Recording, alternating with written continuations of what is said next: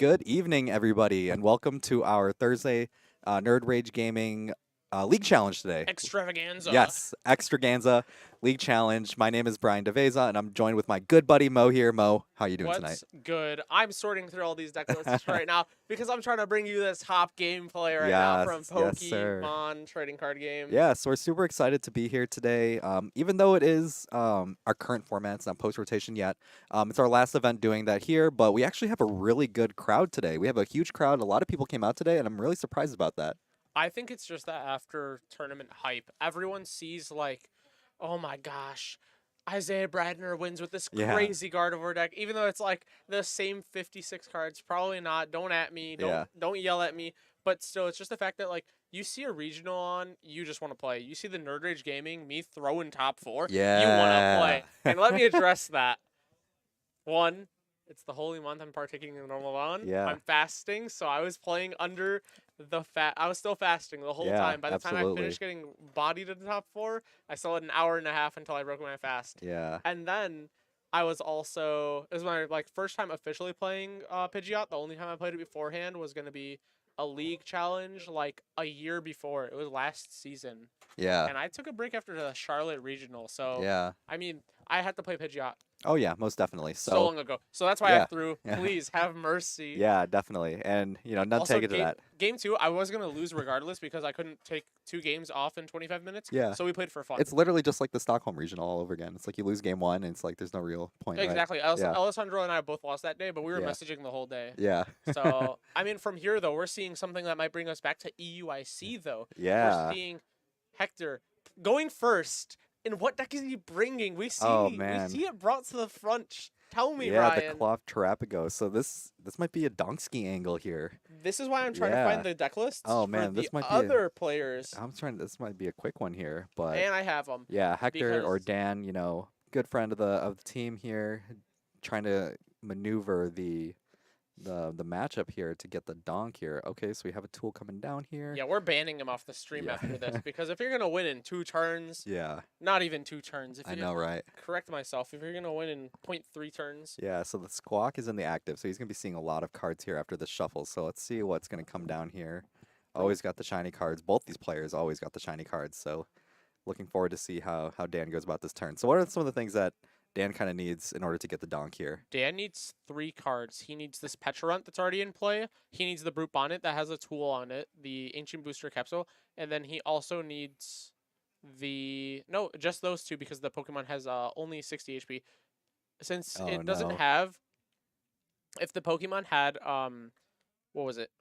If it was anything above 70 or 80 HP and above 60, then you would need more to amplify it. You would need that Radiant Sneasler or Hisuian Radiant Sneasler, Radiant Hisuian Sneasler, whatever it is, plus 2 damage coverage for poison. So then you're going up to that 80 threshold for poison, and that would be enough to donk a Pokemon like Yep. say Dreepy, like in finals of the European International Championships at the hands of Ryuki Okada. Yeah, definitely. So looks like we're gonna get the poison here. Yep, and there it is, the donk. GG's. The So the donk means we're going to game 2. Yeah, we're going to the backup stream already. Yes, we are. And we have Eli and Alex here, and their game barely started. Yeah, Alex. Yeah, they got Yes. day 2 at the most recent regional in the not Oh, Vancouver, right? in the United States, but yes, we went to Canada. Yeah. I saw Alex's name on the roster, and I was like, Alex, you're here. Find Yeah. me. Like, let's say hi. Like, say hi to me. Yeah. Let's see our local friends. And Yeah. so it was kind of crazy. I always love seeing people who go to our locals go to the regionals. Oh, because yeah, absolutely. I go to most of them to cheer my brother on or just cheer my friends on and spectate. But the fact that I see some people who go to our locals, I'm like, what are you even doing here? Yeah. Like, do you like Canada? Vancouver, by the way, was beautiful. Oh, yeah, one of the most beautiful cities ever. I want to go every year. I hope they have Worlds there one year. Oh, yeah, most definitely. I got the best sushi of my life over there. It was so fresh.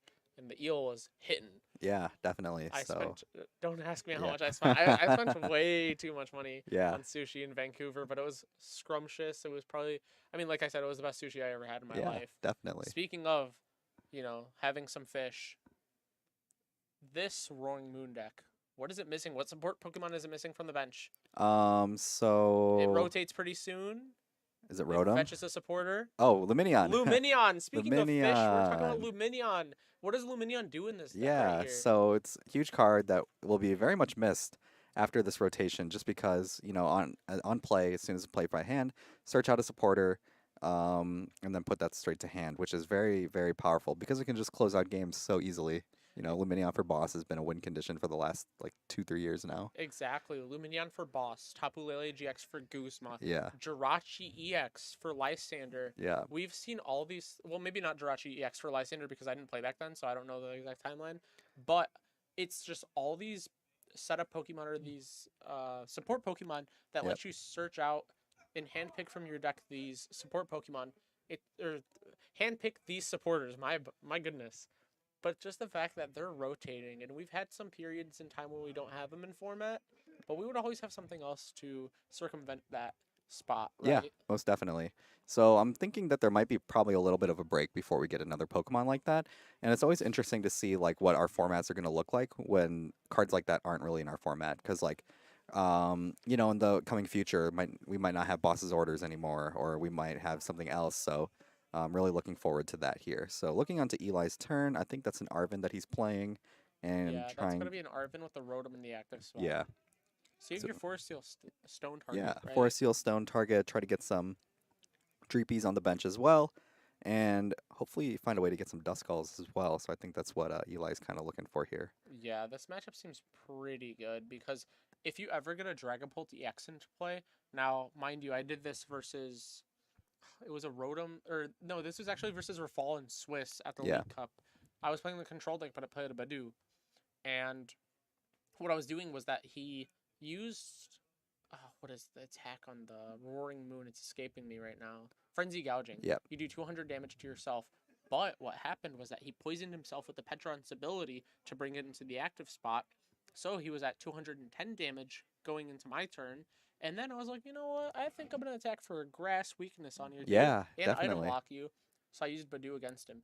So we can see on Eli's end, if there's a Dragapult EX brought into play, and if it is knocked out with Frenzy Gouging, putting some damage onto the Roaring Moon, if it's poisoned, you can see a Badu take the last two prizes on it, or just make it really awkward for Alex and forcing them to play around item lock, as well as, hey, you gotta find another Roaring Moon in play. Yeah, most definitely. So do you agree with like what kind of Alex is going with their board state here? Putting the Petron down pretty early and forcing up the baby Roaring Moon. I I just think what matters is gonna be what Eli does, Yeah, because if you notice your opponent doesn't get down triple Dreepy and they yeah, only have one Dreepy in play, sure, it doesn't matter what you do, just go aggressive and take it out. If you notice your opponent has multiple Dreepies but not enough Dusknoirs in play or Dusclopses or Duskulls, yeah, then you know you're a little safe of that, but you still have to play around the bench damage. yeah, definitely. So Now, I yeah, think Alex is just thinking about their future turn and whether or not they're going to have an attack to follow it up and what they're going to respond to. They're probably going to aim, if you ask me, they're going to aim to knock out this Rotom with the Calamitous Slash attack, discarding the Stadium in play and doing a whole 220 damage. yeah, definitely. I can definitely see where we're going with that one. And Eli getting the third Dreepy down on the board, which, like you were saying, was super important here. And I know, like with Dragapult, it's one of those decks that typically wants to be played pretty slow, but with certain matchups, more like the turbo matchups, you do want to kind of like force out that Dragapult EX a little bit quicker, kind of like with the Miraidon. Do you think this is another one of those matchups where you kind of want to turbo it out, or do you want to kind of play it slow? I think that since there's not an Iron Hands, thank goodness. Yeah. There's no Iron Hands EX. At least I'm looking at the deck list and there's no Iron Hands EX and no way to power it up. Yeah. Eli doesn't really have to worry about Alex taking 2/2/2 when there's only single prizers in play or Yep. 1/2 prizer in play, being the Rotom V. But you still want to make sure your opponent doesn't take a massive lead, because there is that Roaring Moon, the non-EX one, so that one can still ramp up to hit the single prizers, which base damage is 70. Dreepy has 70. That's a knockout. Yeah, definitely. So you want to make sure that you're not giving your opponent too much of a prize lead. Now, we do see this Pokestop. One Sod is down, Yeah. one Town Store is down, but Dark Patch is all Yeah, you need, Dark to be Patch is a solid honest. item, and it's going to be another one of those items that this deck is really going to miss come rotation time. Yeah, Yeah. Dark Patch is really good. Another cheeky thing, though, I mentioned that you can't take multiple knockouts But what do we see here for the energy count, Oh Ryan? yeah, so looking at the list here, Alex is running 3 basic water energy, and there are There's got to be energy switch somewhere yeah, then, there's got right? to be. Oh, there's power glass. Power glass. But do we Yeah, not see energy switch? Alex is fading the energy yeah, switch. Let's go ahead and do a quick dex check.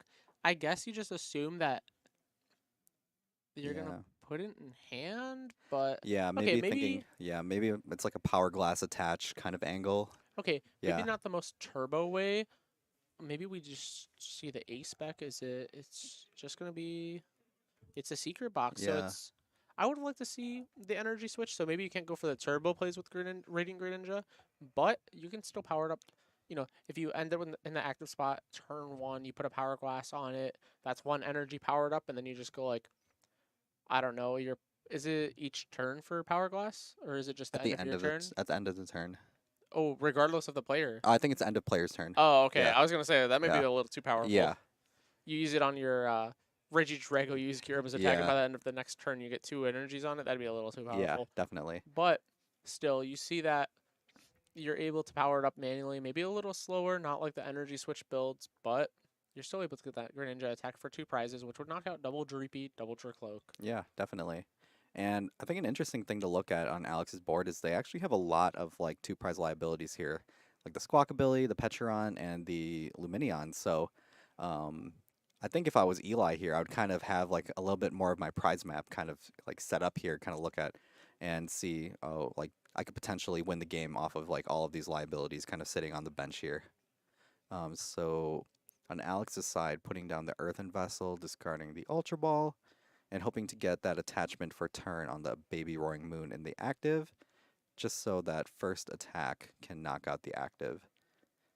Yeah, additionally, I think that going along with this Greninja play, Yeah, just to reel it back a little bit, I think when you're using Dark Patch onto your Roaring Moons, and then you're using Professor Sada's Vitality onto your Roaring Moons, you do have that extra energy attachment. yeah, So you could just see that you go like double attached to Greninja, and then one turn, it's a threat now because the next turn you better not put 2 Pokemon under 90 HP or else I take double prizes without a 2 prizer being in play. yeah, So it's maybe not the first Pokemon you go to when you want to power something up, but it's always that constant threat of yeah, that. definitely. And adapt going to your first challenge on Saturday. Super excited. Yeah. Hope that your results pretty good. Do you know what you're gonna play yet? Yeah, leak the play. Yeah, I want to leak the know. yeah, leak the play. It's definitely exciting when you first start doing like these competitive events and stuff like that because it feels like there's a little bit more to play for.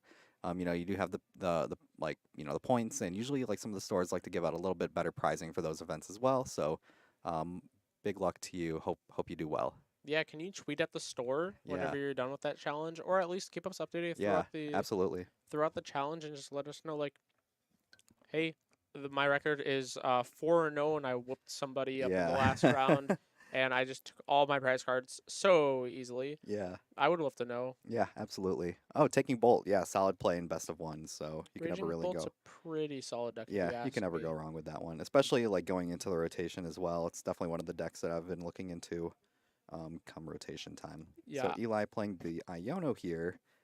Ooh, gets the catcher here. This is a huge thing here. I was really hoping that he was going to pull we that. need this. Definitely need the catcher there so you can start taking out some of those liabilities that we are kind of talking about earlier. This Pokemon catcher is definitely, I don't want to say game changing, but it's very good to have Yeah, it's just to just force helpful. some Pokemon up. Absolutely. You need it. Even on both sides, we have Pokemon Catcher, and then we also have Counter Catcher on Eli's side. Counter Catcher is really insane for being able to say, like, I don't want this damaged Pokemon. I Yeah. don't want this Pokemon that's a single prize. Give me that Lumineon. Give me that Pecharunt, which I think Eli would eye up the Pecharunt personally Oh yeah, definitely. That's probably what I would go for. in that sweet spot. Yeah. 190 HP. That's below 200. And let me go ahead and put 3 damage counters or put 6 damage counters on that Squawkabilly. Make it in range so that way, even if you play a switch cart, it's not out of range quite yet. It still has 130 damage. And what does 130 damage, Ryan?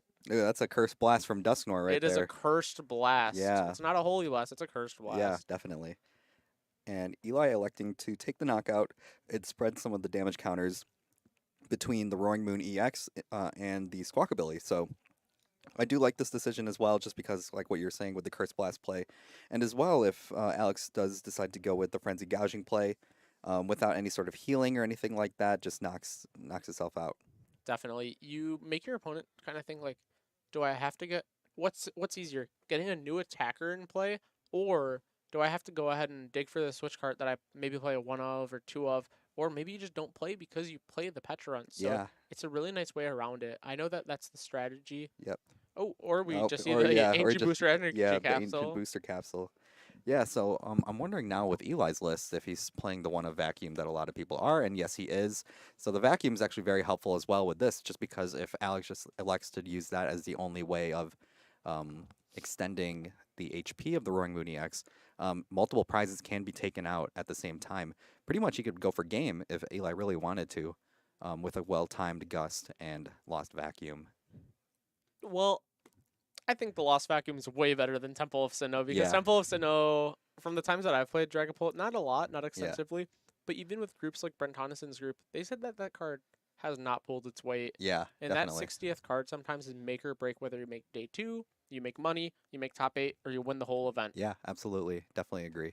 And a little side note to Adept, if you are trying to tweet at us, it is NRGTCG on Twitter, or formerly known as Twitter, but it is X.com. So if you do want to tweet at us, give us a follow and Yeah, stay tuned for more events. yeah, definitely. And even if you forget, you can always find us on our personal Twitters as well, and we'd still be more than happy to help to hear about your experience and all that stuff. So, um, yeah, keep us updated. We'd love to hear what's going Definitely. on. I'm always lurking on Twitter Yeah, now. same, I same used to with be me. Twitterless Mo, now I'm PTCG Yeah, PTCG Mo.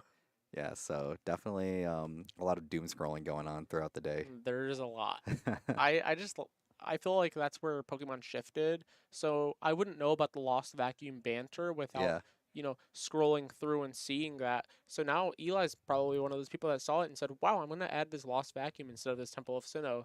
What's better in this matchup, Lost Vacuum or Temple of Sinnoh?" yeah. Most Oh definitely yeah, that absolutely. Lost That lost Vacuum. vacuum. Yeah, definitely. We can also see Eli go for some plays where he might go, "All right, I'll swing into you for 200. I won't take the knockout quite yet." And then maybe next turn I'll go like counter catch or something. So that way we're on even price, or we don't go on even prizes when I lost vacuum it. And then I'll last vacuum, so I get a free gust out of it, and then I get to take the knockout. Yeah, definitely. So getting that second attachment here. The Fez coming out from Eli that flipped the script. We'll draw three. One, Um, two, three. We see a yeah, Buddy Puffin Lance and that Radiant Alakazam. yeah. So the Alakazam, I don't know how helpful that really can get um, towards this matchup here. I don't think it's doing too much because Yeah, there's no switch card yeah, shenanigans. But definitely. if it was with a deck like Miraidon, when you put 30 onto that Squawk ability, you might see that switch card come up. So you just see that Alakazam come into play. Yeah. Marais Just Solis. yeah, it What is says up, gamers? yeah. What's going on? We're over here casting. I'm about to break my fast pretty soon, actually. Yeah, there we A go. couple of minutes and I'll be drinking some water. Yeah, there we go. There we go. But right now we're watching some intricate gameplay between Dragapult and Roaring Moon. This is a matchup I think if we got to see 2 more months of the format, I definitely think we would have seen this matchup a lot more. Oh yeah, definitely. And I think a big part of that was Lebui. Is that how you say his name? That's my goat. Yeah. That is their name. It's Yes. my goat. Yes. I am such a fan. Yeah. I've known Lei for years now. Even I'd say like during the COVID era, Yeah. they were a Victini VMAX enjoyer, and I Mhm. was always playing a deck that had an out to it. Yeah. So Yeah. we always got paired up in tournaments, and we would just chat and like it's always friendly banter, and they are such a nice person. So if you ever see them in a tournament, approach them. They're Yeah. super friendly, super nice, and I believe they play on the West Coast. Yeah. I think it's At with Tabletop yeah, Games. with Yeah, I'm pretty in sure. Seattle. Yeah, Yeah. another great store for the Yeah. community. But over here we're seeing Eli. I think Eli just took it for price turn. Yeah, we're Oof. seeing a lot cook up with this Dragapult being able to use the counter catcher, bring up another Pokemon. Also, Rare Candy Dusknoir would be able to pop the Squawk ability on the bench for 130 damage, plus that 30 on there is 160 for knockout. Yeah. So you're just seeing massive prize takes over here for 4 prizes. Absolutely. Eli closing it out. Yeah. And let's not lean and look at the screen Yeah. anymore because we see I that. Let know, me get a so little closer get to a you, little Brian. posture here, posture check Fix here. my posture, and I'll be able to Yeah. pull my the boys. Oh But man. we're gonna be able to see a lot of decks today. I'm Yeah. really, my heart goes out to Gardevoir. Yeah, same. Refinement, pour some Same. out.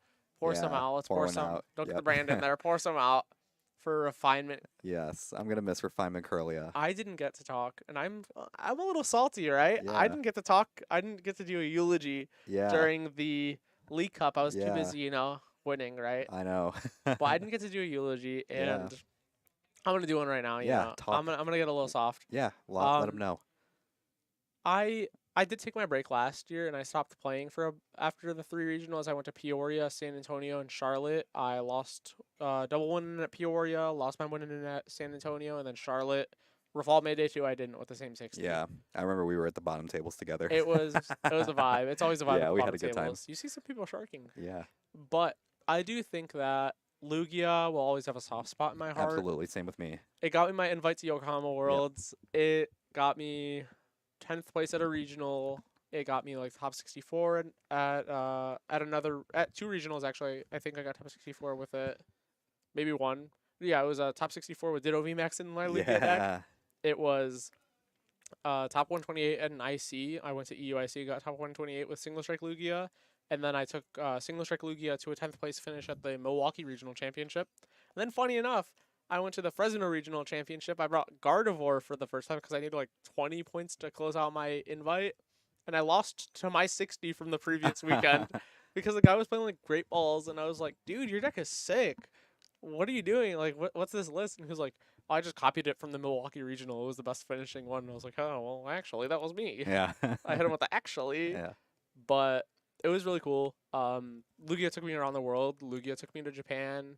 And without Lugia, I went into that regional because the one before it, I was playing like a Vikavolt or Reggie's. And I was like, wow, this deck is actually hot water. It is so bad. And I told myself, if I don't day two this event with playing like a roguish deck, I'm just going to buckle down, play the best deck. And I played Lugia. And from there, it really got me in the running for my invite when I thought I wasn't even going to get my invite. And I mean, yeah, it got me that. It took me around the world. My heart goes out to Lugia, but it hasn't been the same since Single Strike. It hasn't been the same since Full Power. This new Lugia iteration, Kieran and Rahul can play it all they want. I'm not a fan. yeah. I haven't played it since. Yeah, I mean, I definitely understand where you're coming from with that because, like, I definitely wanted to play to EUIC. That was gonna be my last event playing this format, but deck is not the same. It's not It the is same. not. Yeah, Lugia fell off. yeah, definitely. We don't know did. Lugia anymore. I know. If Grant Shen's not playing Lugia, I'm not playing Lugia. Yeah. But to be fair, like, I mean, Reagan played it to how many finishes with Single Strike Lugia? Yeah. Won the Fresno Yeah. regional actually. Ended up finally with getting it. that big dub. So I think that like Lugia had a time. Some people hate it, some people love it, but it will always have a special place in my heart. And it was always like a sick Pokemon growing up. I always yeah. enjoyed that Pokemon. Oh yeah, definitely. I thought it was super sick, even though like I think the typing is like It's like water flying maybe, something. flying psychic, Yeah. something. Yeah. What type is Lugia? Yeah. Okay, no one knows because Yeah. I think Lugia is psychic flying. Psychic flying, but it's in the water, Yeah. so it should be water flying. Yeah. But it's it's psychic flying then because there's a psychic card from like the WB promos. But Lugia has a awesome place in my heart. And Yeah. speaking of Reagan getting that big dub finally, who got that big dub last weekend? Oh, at the cup? No, not at the cup, at the regional. Oh, Isaiah Bradner. Bradner, yeah. Isaiah Bradner Yeah, won with his first event. Gardevoir. Yeah. It was kind of crazy to see Yeah. that Isaiah Bradner took down his first regional. They made so many storylines about him being the bridesmaid, never the bride, and finally he took Mhm. down my goat, Alessandro Carmescoli, Yeah. who personally I love that guy. Alessandro and I are homies. We've been homies since 2019 NAIC. Even before then, we talked about decks when he played his trademark Italian spider lock. If you know, Yeah. you know. Not many people know, but I do. Yeah, definitely. And I just think Alessandro was such a nice person. I feel like that was the finals opponent for Isaiah to have because if you watch the video, he gives Alessandro like a big ol' hug Yeah. and he really congratulates him. And some people would be salty in that situation. Alessandro's just happy to be there, and I know Isaiah Bradner really, really felt it. Yeah. He's a man of many things, and now he's a regional champion. Yeah. So congratulations, Isaiah Bradner, Yeah, on your definitely. And it's been a long time coming because I remember the few finals that like really come to mind with Bradner in them is like that EUIC final against Tord.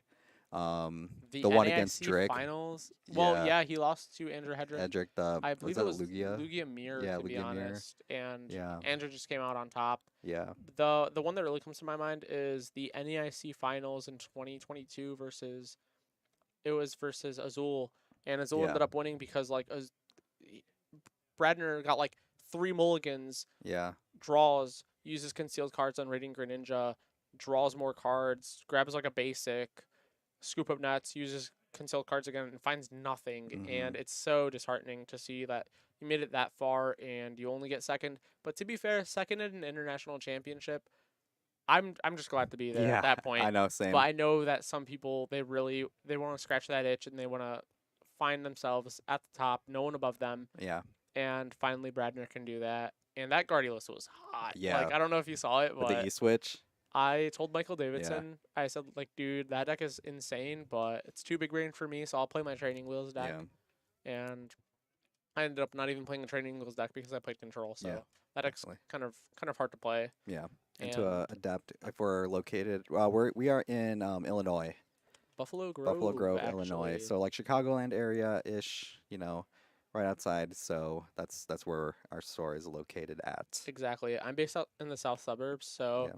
I'm a little bit of a drive away. I'm about an hour away from Nerd Rage Gaming, but it's always worth coming out here, whether it's to commentate or it's just to come out for a 1K, Yeah. win an air fryer, maybe. Yeah, win an air I fryer was or 2 games away from the yeah, air fryer. or another fun little appliance, kitchen appliance. Yeah. Yeah, What it do was you want to funny. see us do in the future? Yeah, I know. I We put can out a do tweet about whatever. it too, and there were some funny replies of people like replying with different kitchen appliances. I think I got one person asking for a cordless vacuum. Cordless they make those. Yeah, or A what else? Roomba. A Roomba Yeah, would I be was pretty like thinking cool. about Roomba. I was like, man, if someone could like help me pay for it, because I'm not made out of money here. I was Yeah. like, if somebody can like a Roomba, I think would be like a really funny prize A to Roomba do. would be like a 5K prize. Yeah, yeah, or like We're not quite there. yeah, or like one of those like NutriBullet That's blenders. pretty good. Those are pretty solid too, I think. So I think another like fun kitchen appliance would be like a good prize for the future. Definitely. I Yeah. would love to see like I'm just thinking about when I get home from a tournament, like personally what I love to do, I lay on my bed for like well, I shower first Yeah. because I'm smelly after the airport. Yeah. But even if I'm not smelly, I'm full of germs because Yeah. as a nurse, Mhm. you gotta shower Yeah. after. You gotta get your germs off of you from Yeah. outside. You gotta change your clothes, wash them. But I love doing that. And then I'm just thinking like, well, how can I relax? And I think a foot massager would be Oh, yeah. killer. That would Like be cool. a water foot massager would be killer. Yeah. I would love that. I think that that would be a good prize. Yeah. So maybe that's down the line. Yeah. I know if anybody ever finds like funny prizes that they think would be good for like a cup, just like let me know and I'll see if we Definitely. can make it in the budget. Or That'd we be can funny. we can have Energy hits up Dave and Buster's and we try to Yeah. win a prize. Yeah, win a prize. Or our League Cup Yeah. where people are gonna win the prize. That would be so funny. So Yeah. it would be super awesome to see that. I think it's just cool to see people come out for these tournaments Oh yeah, and most definitely. try. There's so many layers to it. I think that Nerd Rage Gaming, I'm gonna be a shill real quick. I think that Nerd Rage Gaming has the best community in the Chicagoland area. Oh, most definitely. Ooh, All don't come biased at me. aside. I think for any of the card games, we do have a lot of people coming out here because they know that it's a safe space. We are out here welcoming all people. We make sure that our people smell good because if you come out here and you smell not as good, we will go out and get you deodorant. I keep cologne in my car, deodorant in my car, room spray in my car. I have Yeah. all of it in my car. So I keep snacks in my car too. If you need anything, I have snacks. We have our consultant nurse. Yeah. We have everything at Nerd Rage Gaming that you could ask for. We also have some singles. We love to buy cards too. We have money, by the way. So if you think that cards are cool, how about we give you money for your cards? We are always buying, selling, trading Pokemon, Digimon, One Piece, Magic, Lorcana, Flesh and blood. Flesh and Blood. Oh my goodness, every Bandai game basically. Yeah. Hopefully that new Gundam. Union Arena. Oh yeah, Union Arena. I forgot about that Union one. Arena. There's so Yeah. many games. We are buying, selling, trading. Please sell us your cards. Yeah. If you can't make it out to Nerd Rage Gaming, message the store. We'll buy them, ship it to us. We'll literally do all that. Yeah, definitely. We'll at least take a look, give you a price, check conditions, and then give you a price. And we'll say like, your cards are worth X amount of dollars. This is what we're willing to give you store credit. This is what we're willing to give you cash. And then from there, you're richer.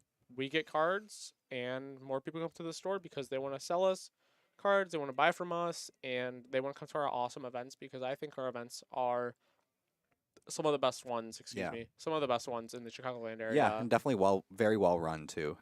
Yeah. Exactly. As a competitor in our League Cup and someone that got top four, I will say, even though I'm gonna gloat and everybody's like, "Oh my gosh, I got top four," even though I got finals last time, I lost to Michael. Yeah. Yeah, Michael Davidson's on my list, so I know I still haven't beaten he's. him I in need to. best of 3. Oh my gosh, dude, I ID'd with him, and then I made the joke. I was like, "I'm 0-5-1 now against Michael," but I actually need to beat him in tournament because Yeah.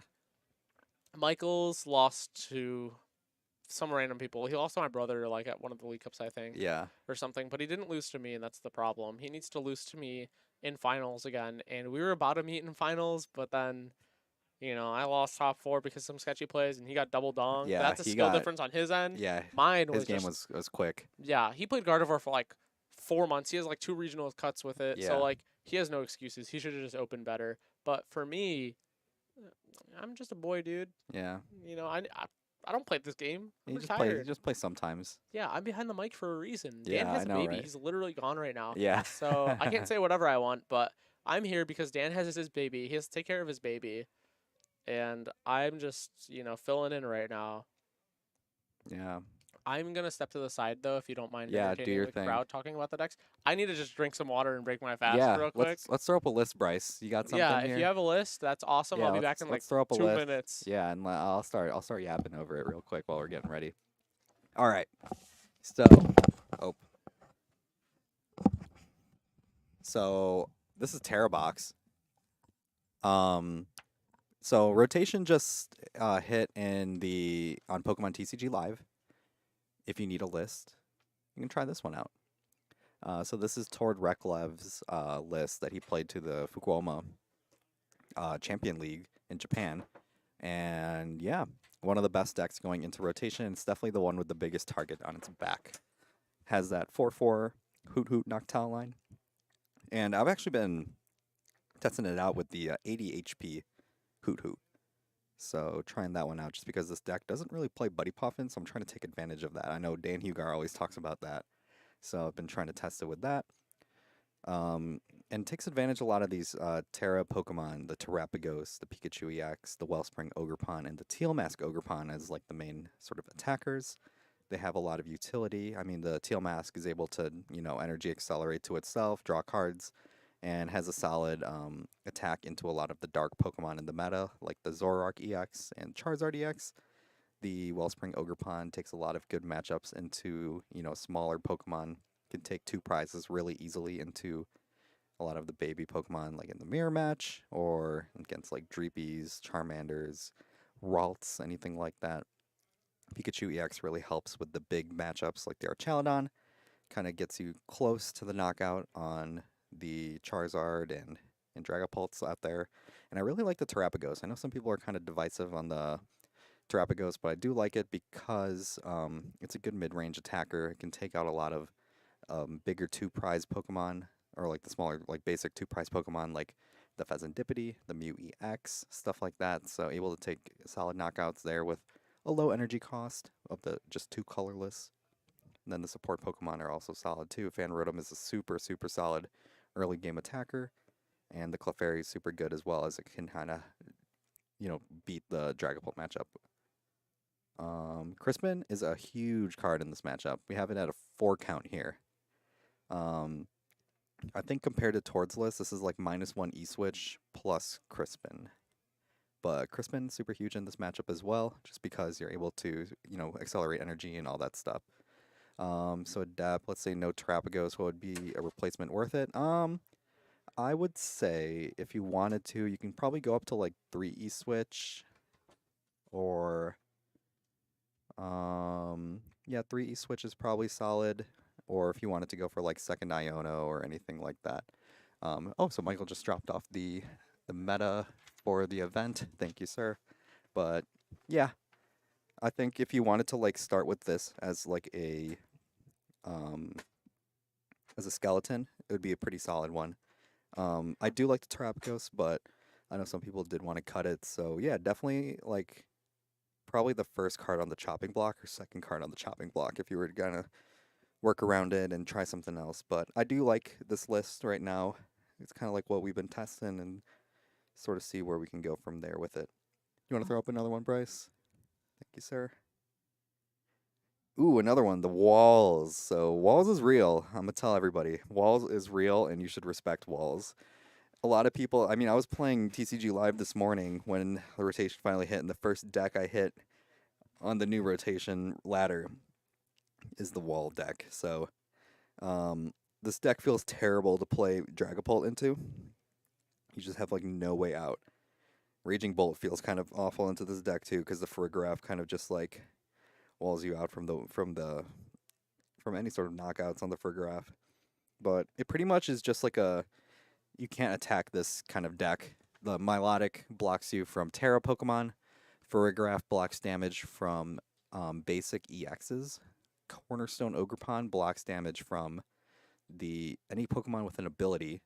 So a lot of just really hard Pokemon to overcome in the deck. And the Monkey Dory is just solid because when you do get like damage done, it's probably not enough to knock out. So being able to utilize Monkey Dory with the Adrena Brain ability, move those damage counters around, and you'll be able to take your knockouts much easier. Again, 4 of Crispin I feel like is going to be very commonplace in the format, so kind of look out for that. And then the Pokevital A. So this was a spec that I didn't really expect to see a lot of, and I think it's a heal 120, and it can't be reused again. So super interesting way to use this card. One of those cards you kind of come back from behind with, and you just gust something into the active, you block it for a little bit, and then a lot of decent attacks, like the Cornerstone attack is able to shred.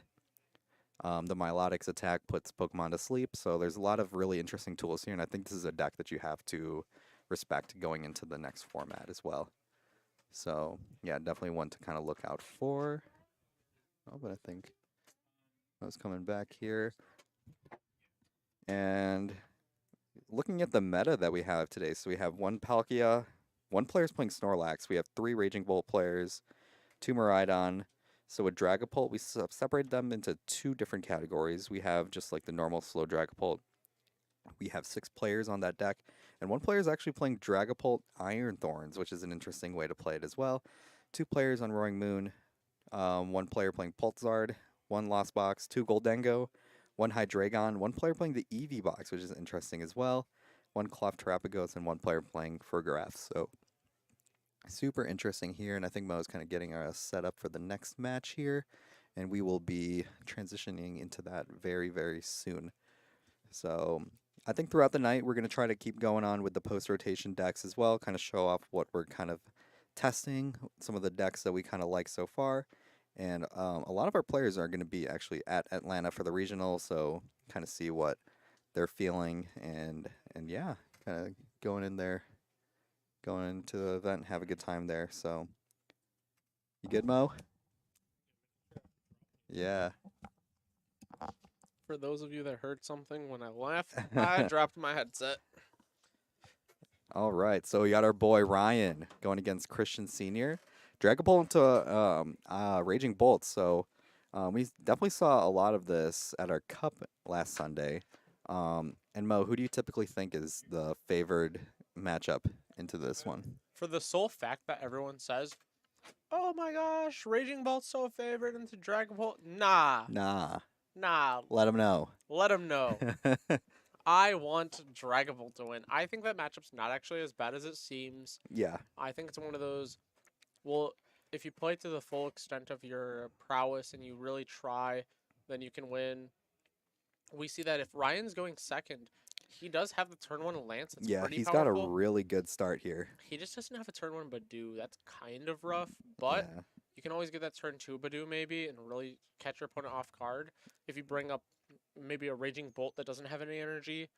But I don't know. You need a lot of cards. I think that the biggest thing is that you have the turn 1 Lance. Yeah. And we do see a Prime Catcher go down turn 1 that's really solid. Yeah, definitely. So One big thing to kind of mention here is the Bravery Charm going on the Squawkabilly right away, which is a huge, huge play here, just because I mean it's a two prize liability, and it's a lot harder for Dragapult to knock that out as well. So Definitely. the Pokestop comes down, Crispin, Sada, and Vacuum going out there. Vacuum goes to hand, and I don't know if Christian can really do much here from here on out. Yeah, it seems like a very like bare bones deck for the Raging Bolt deck, Yep. but still there's the Bravery Charm, so it's a little different than some.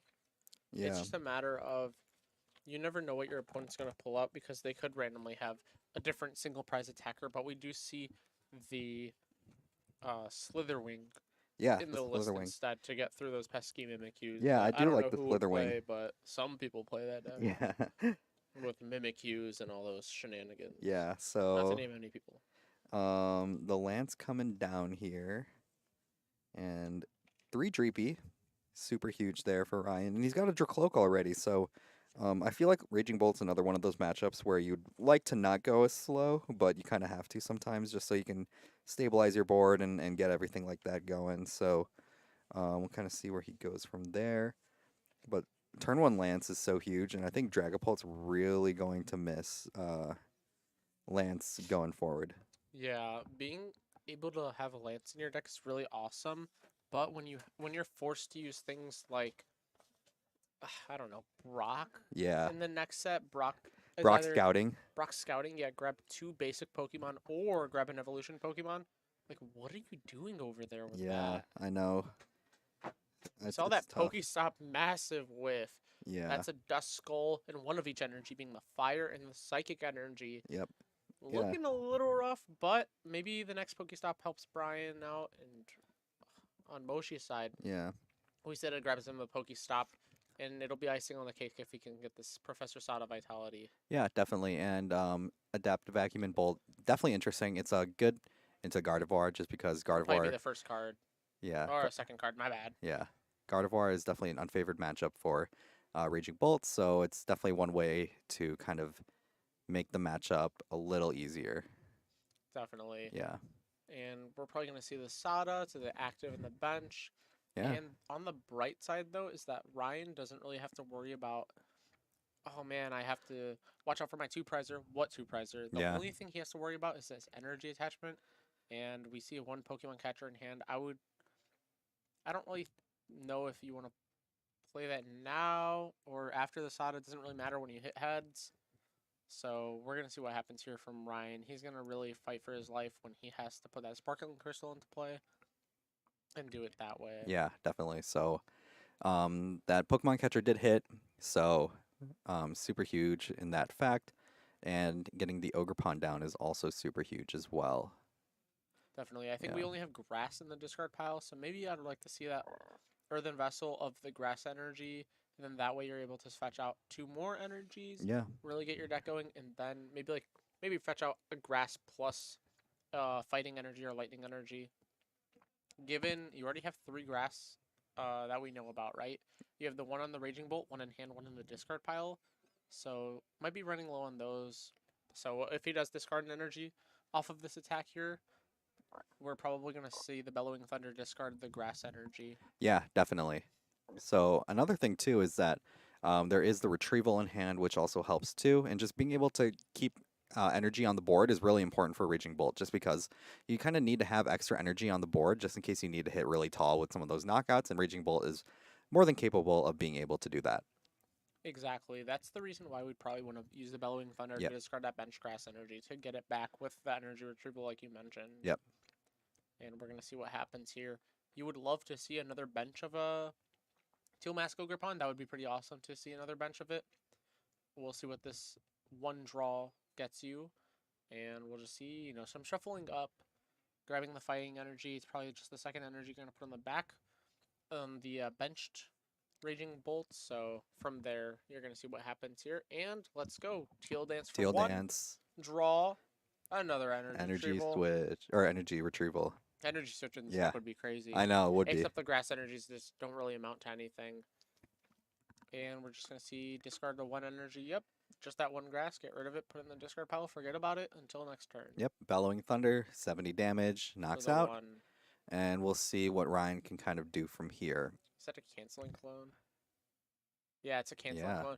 Probably just to get around those Pokemon like the safeguard Pokemon. Yeah, like the Given, Mimikyu and all that. yeah, but if you're already playing the, I mean, if you're already playing some of the Pokemon like the Slitherwing, I think your matchup's fine into those decks. Yep. Ooh, You know, trying to do the little. oh no, I know I it's can't. okay, Ryan. Yeah, it's not cloth. Leave your cloth deck at home, Yeah. buddy. Okay, and off of that, he finds Nest Ball, Rare Candy, and something else. But that was a little off screen off of that Pheasantipity Flip this script. So let's go ahead and see what the last thing is. Yep. So the cloak comes For a cloak. out. Oh, Ultra Ball's Yeah. perfect. Do you think this is another Now- one of those matchups where you want to kind of see that rare candy come down and go on to the Dragapult? I think you kind of have to. Yeah, just so you can kind of keep up. He's probably going to think about doing Ultra Ball, but he Yeah. has. There's a couple cards that he needs. He needs Yep. Ultra Ball for Dragapult, or he can go Ultra Ball for Lumineon for Arvin for 4 Seal Stone plus Ultra Ball. And that way he gets a free card in the 4 Seal Stone, can use that for something else. Yep. And Bearded Breaker going for Bolt. There's a lot of Raging Bolt love in the chat here, so yeah, a lot of people are Ooh. really loving it. So going up to the cloak here, and it's gonna be no attack this turn here for Ryan. So wondering to see how he's going about the rest of the turn here and what he wants in order to for his next turn here. I think he took the. Did he take the? Oh, he took the Iono, I think. If you have. I'm trying to think. Maybe if you have another energy you can attach, Yeah. you can just put it on the bench and then maybe just set up for the next turn where you go like Ooh, looks Iono. like Ooh, Badoo's good Badoo. too. I like the Badoo play here. Yeah, because I feel like you need to preserve the Duskull because the Duskull is one of the only ways you're able to kind of take a big knockout into this matchup because I mean the Phantom Dive only hits for 200. There's no real modifiers. Like that is the modifier for the deck. Is that Duskull line? You know, Curse Blast is super huge. So, yep. Yeah, not enough middle All right, pilots Dan for the Dan. trainer. Don't you have a baby to attend Yeah. to? Hope baby's watching. Yeah, baby Giratina. Yeah, baby's watching, so baby can join the team. Yeah, please tend to your baby instead of lurking in the chat and saying middle pilots. Yes. Yeah, you had a typo there, huh? Yeah, enough middle typo. pulse. Yeah, big man over there with the typo. Yep, so rescue board comes out, Iono's being played, and it looks like it's going to be a Itchy Pollen kind of play. Yeah, stop bullying me, Dan the trainer. We know Yes. who you are. Ooh, bath time, exciting, no screen time. Yes, good for baby here. Ooh, and being able to draw back into the Sparkling Crystal is huge here for Ryan. The crystal's really cool. I would like to see a counter catcher. I know that it's asking for a lot, but I would Yeah. like to see counter catcher on the other Raging Bolt and just say, okay, now this turn, if you want to discard your whole hand with your attack, Yep. then draw 6, go for it. But what I would like to do is make your life as annoying as possible and make you whiff that energy, that lightning energy that Yeah. you need. Given you have none in the discard pile, only one in play. Definitely. But he would have whiffed. We see that here. I don't think I see a Professor Sada's Vitality, but we do see Ogerpon. You can go for a Teal Dance. Yep. I would have probably benched the Ogerpon after the Teal Dance if I drew another energy. I would just use the Teal Dance first on the one that's already in play so you don't bench yourself out. Say if Ooh. you get your Raging Bolt locked and then you don't have a Latias EX in play. Yeah, so Christian's really starting to set up a big board here. Ogerpon, Oh, he's got Lightning Energy was 2 there, it doesn't attackers matter. too, and a lot of tools coming up, buffing up the HP. So these are going to be kind of hard Pokemon for Ryan to take down here. It's going to require him to take extra prizes in order to take some of those knockouts. But, I mean, the Phantom Dive is still a very powerful ability. It's going to be able to kind of take him to the next level there. Yeah, Ryan Yep. is playing the Lost Vacuum still, though. Yes. So we can see something like hit the Teal Mask Ogerpon, hit it for 200, put 30 or even 60 onto the Squawkabilly, like I said before, for the switch cards. But then you can go Rare Candy, Dusknoir, plus Lost Vacuum to knock out the Squawkabilly. Yeah, definitely. And there's So- other plays too that I'm kind of seeing too, like the Radiant Alakazam could put one of those damage counters on an Ogerpon, and that could take 2 prizes right away as well. So there's a lot of options for Ryan here, but he's got some work to do. Have you ever attacked with the Radiant Alakazam? I have not. Okay, so when I versed Raging Bolt, the first time I've ever reversed it actually was my first time playing Dragapult. Yep. And I said, I could probably attack with this card at some point, so I attached to it. with the rescue board, just in case I have to retreat. Well, I attached to it first, then they gusted around it, and I said, okay, well, I always have the energy in case I want to retreat it. Yeah. It's one energy away, or I can rescue board it, retreat, or I can attach to it and attack with it. Yeah. Now, to close out the game, I had no surprisers in play, and my opponent was like, man, what do I do? And then I popped the Dusknoir, gave him an extra card, so they went from 11 to 12, and I knocked them out with the attack on Alakazam. Yeah. Super, Because super cool. it was enough to knock out because, yeah, 20 for each card in your hand. Well, buddy, you have 11. Let me give you an extra one, and let me take the knockout. Yep. So Definitely. there's random things that can occur. I don't think you're attacking with Alakazam maybe 1 in every 100 games you're doing that, but it's the fact that this Dragapult deck has so many options, so much versatility. That's the reason why people argue over which Duskull to play. The Perplex attack on a coin flip confuses your opponent, or you can play the other one that like grabs Duskulls from the discard pile. There's just so many options to do with this deck. Given Ryan did a late game or mid game item lock, and I think that's pretty solid into your opponent. Just forcing them to think outside the box because you never account for item lock turn 3. Yeah, definitely. It's usually something you kind of start the game off with and use it to kind of put your opponent behind until they can kind of get some sort of setup going. So it looks like it's a rare candy and a buddy pop in there. Rare candy is huge here because it can get that Dusknoir in play, the one that Ryan currently has in hand. And Mo, if you were in Ryan's position here and you kind of get that play going, what do you put the Dusknoir damage on? I don't know if I'm doing it quite yet. Maybe, I guess maybe I am putting one Dusknoir into play and then popping it, but I would never pop both of them. I think Yeah. I would put the 130 onto the Squawk ability, and then that way I can always put the residual 30 on it with the attack of the Phantom Dive, and then maybe put another, I don't know, 30 onto the benched Raging Bolt, which doesn't really line a lot up. So it's either the benched Raging Bolt or like maybe 1 and 1 on the Ogre Pawns. So then that way it's always putting them in range of another attack. But okay, we're seeing Yeah, so the Fez coming down here. attack on the Fez. Ooh, It's at Lance. 260 HP. Okay, So getting 260 means that even if you go Dusclops pop it, there's not enough with the Phantom Dive to knock it out. You're 10 damage off. But you can Radiant Alakazam the 10 damage from... Funny enough, you can go Phantom Dive for 200. You can go Dusclops, pop onto the Pheasantipity, and then go Radiant Alakazam, Painful Spoons, move the 10 damage from the Raging Bolt to the active Pheasantipity. Yeah. So it's a lot in a row that you might need, but it seems like it's a viable line if your opponent doesn't find this return KO. Yeah, which, definitely. I mean, all Senior needs is 1 energy, and then he has the return KO, so it's not really like you're asking for a lot. And then that, if you get the return KO, that's -2 prizes. He's at 2 left. You can only pop 1 Dusknoir. But I think this game's going to come down to a late game Iono and a Phantom Dive. Yeah, definitely.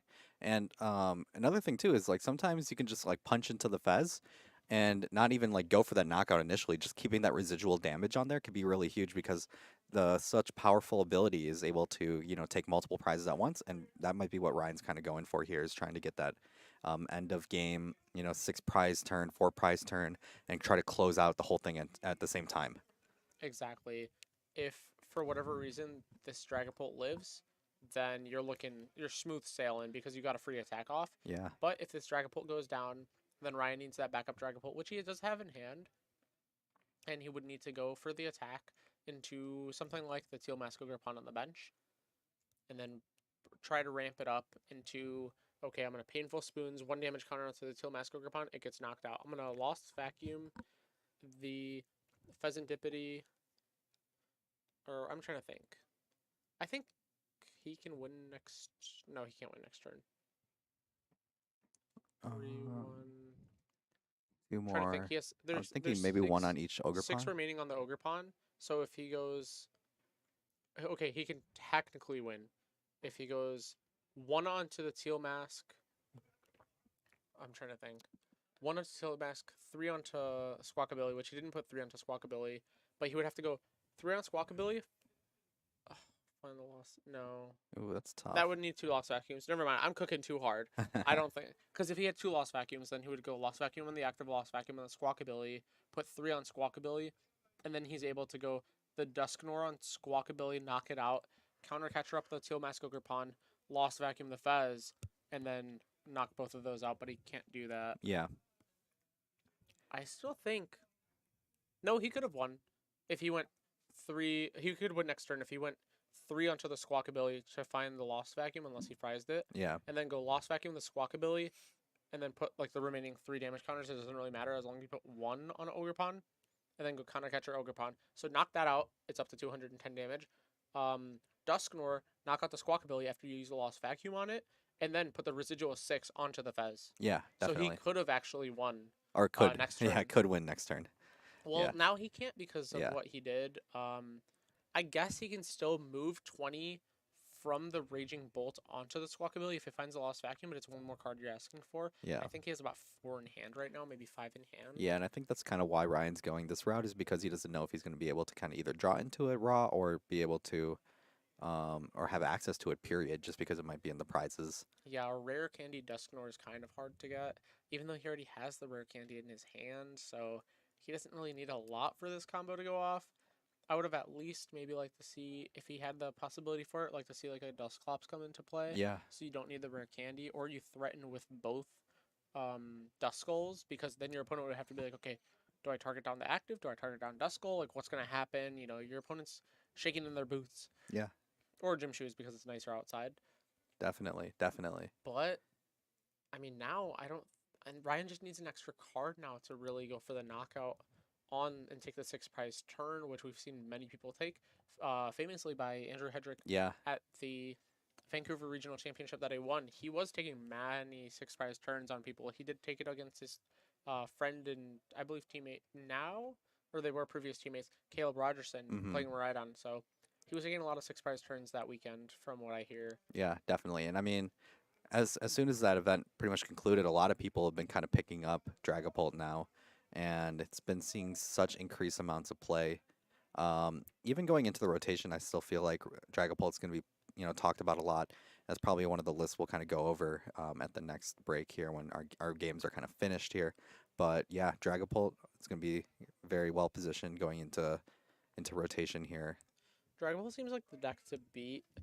It's either that or Terra Box. I wouldn't Yeah. want to lose to either, so I'm Yeah. actually playing the Monterrey Regional Championship. Yeah, definitely. And for that, I'm like, man, if I lose to Dragapult and lose to Terra Box, like, I don't know why I submitted this deck, so I'm trying to beat both of them. Yeah, So definitely. if you have any lists, let me know, please. Yeah. I haven't really locked in for that tournament yet, but eventually I will buckle up and lock in. Definitely, Right definitely. now, okay, we're seeing the Bellowing Thunder for 5 energy. That's 350 damage to Yep. knock out.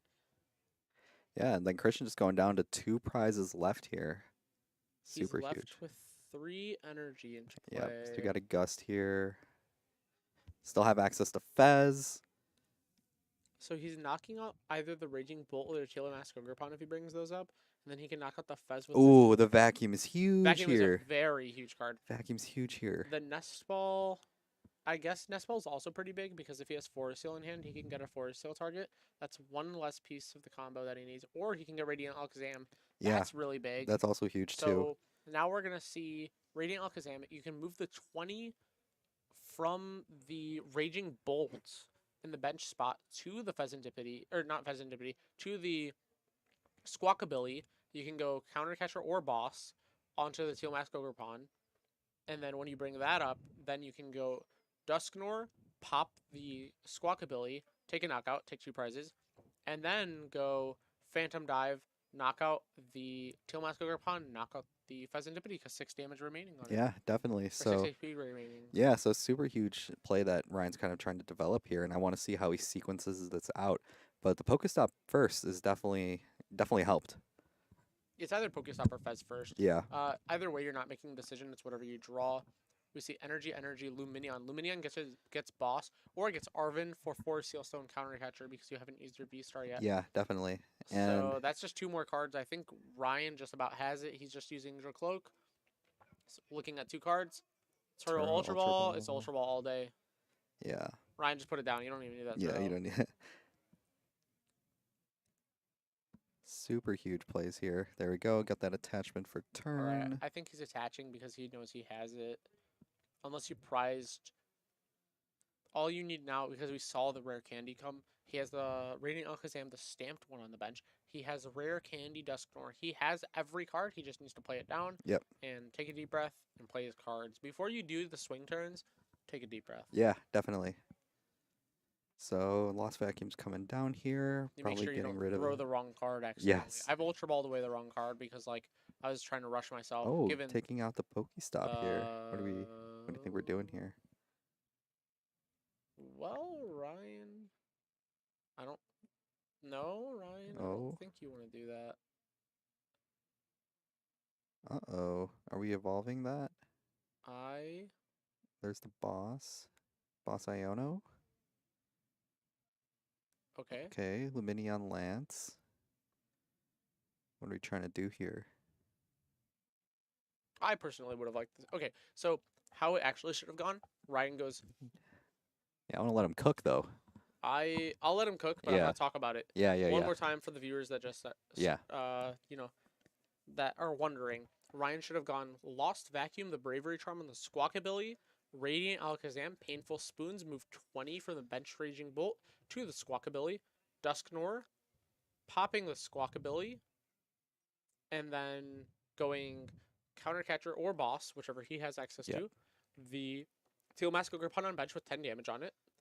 And then going, Phantom Dive for 200 damage on the Teal Mask Ogre Pun, knocking it out, and then putting 6 damage counters onto the Fezandipity. Yeah. That would have been game. That would have been 6 prize cards, and Christian would have only had 5 prize cards taken. So that is a game. Now he's going for.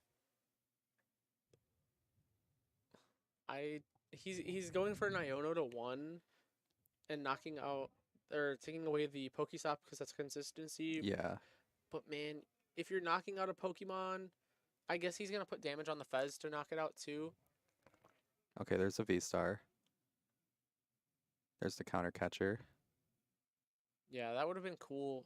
And showing me that he has the counter catcher just shows that he had all the cards for Yeah. it. CC Ogre Pine damage just from Squawk. Move 2 from Bolt to Squawk. 6 on Fez. Correct. Yes. Correct. Yeah, that's what I was just saying, Versho. If he did the sequence that I just mentioned, which you mentioned in the chat, then he would have had game. Unfortunately, we can ask Ryan about it after the match, but sometimes in these situations, it just escapes you, which it's totally fine. You know, Yeah. Pokemon, this is a game of practice. Additionally, this format is kind of over. Yeah, So definitely. there's still stuff to learn from. These 2 decks are going to be some of the titans of the next format. And Ryan is still going down to 2 prizes remaining. So anything that gets pushed up is still going to get knocked out. So I don't think Ryan's sweating too hard. Yeah, getting the stress on stream. I have heard that it's way worse on the regional stream. Oh, really? Yeah, I've heard it's way worse because there's white noise in your ears and it's Oh, yeah, bunch of super chattering. distracting. Yeah. Yeah, Christian has a 2-card hand. It's Sada and Latias EX. You just play the Sada, dude. Yeah. Because you either Sada into the stones or you don't. Because Latias is not doing anything for you right now. You have to Sada. You play Yeah. the Sada, draw cards. You Yeah. can't pass. I don't think and you then- really have another option. Yeah.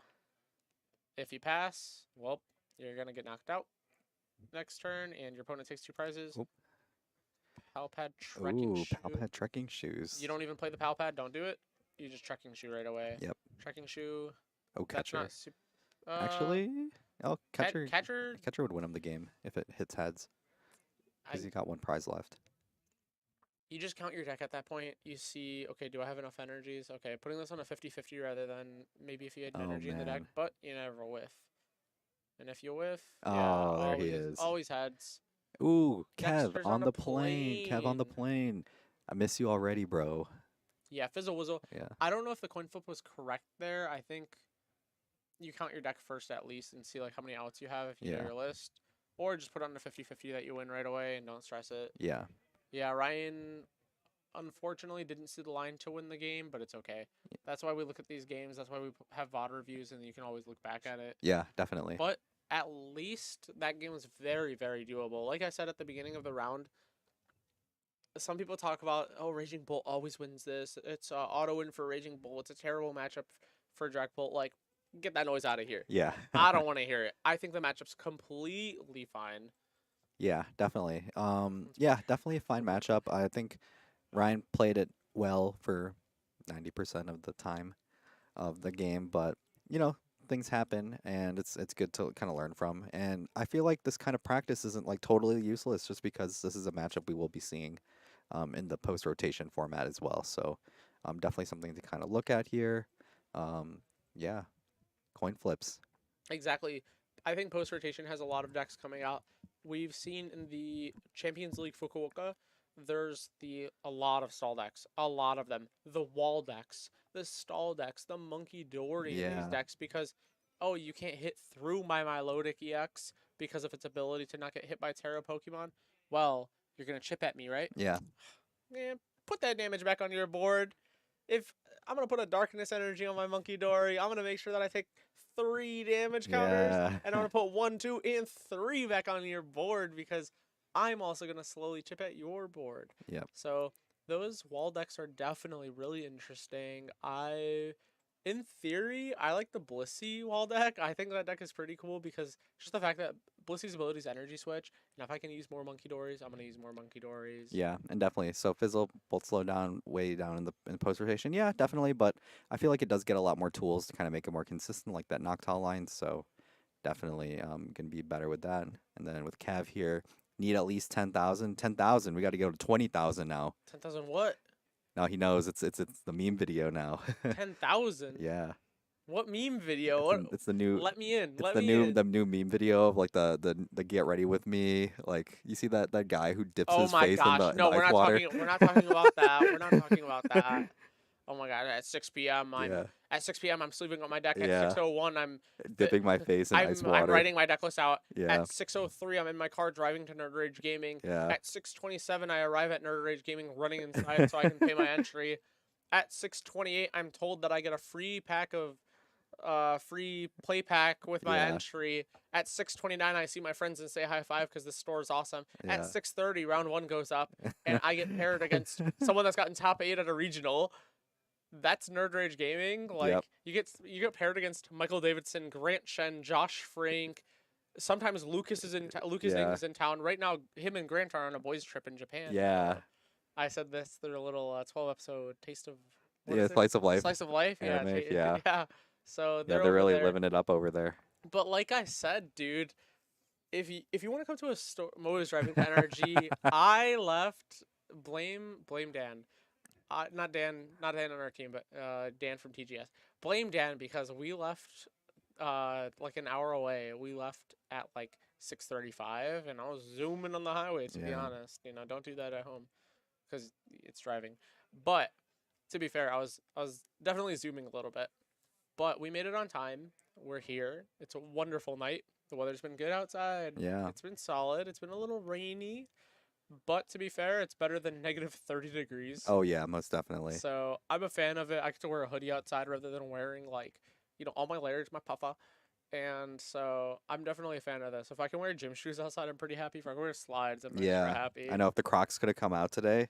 I've been wearing the Crocs to work. Yeah. It's just when it's rainy outside, like my feet will smell if I'm in Crocs. Yeah. It's like you step in a puddle and you just cry. I know there's definitely like too many kinds of fluids kind of going around at my work in order to wear Crocs, so not Yeah. really the most optimal. Healthcare worker, preschool teacher. Yeah. Ugh. We don't want to see all that. I know. I also, going back to the point of just seeing these insanely talented players, our top players in the area are the top players of the game.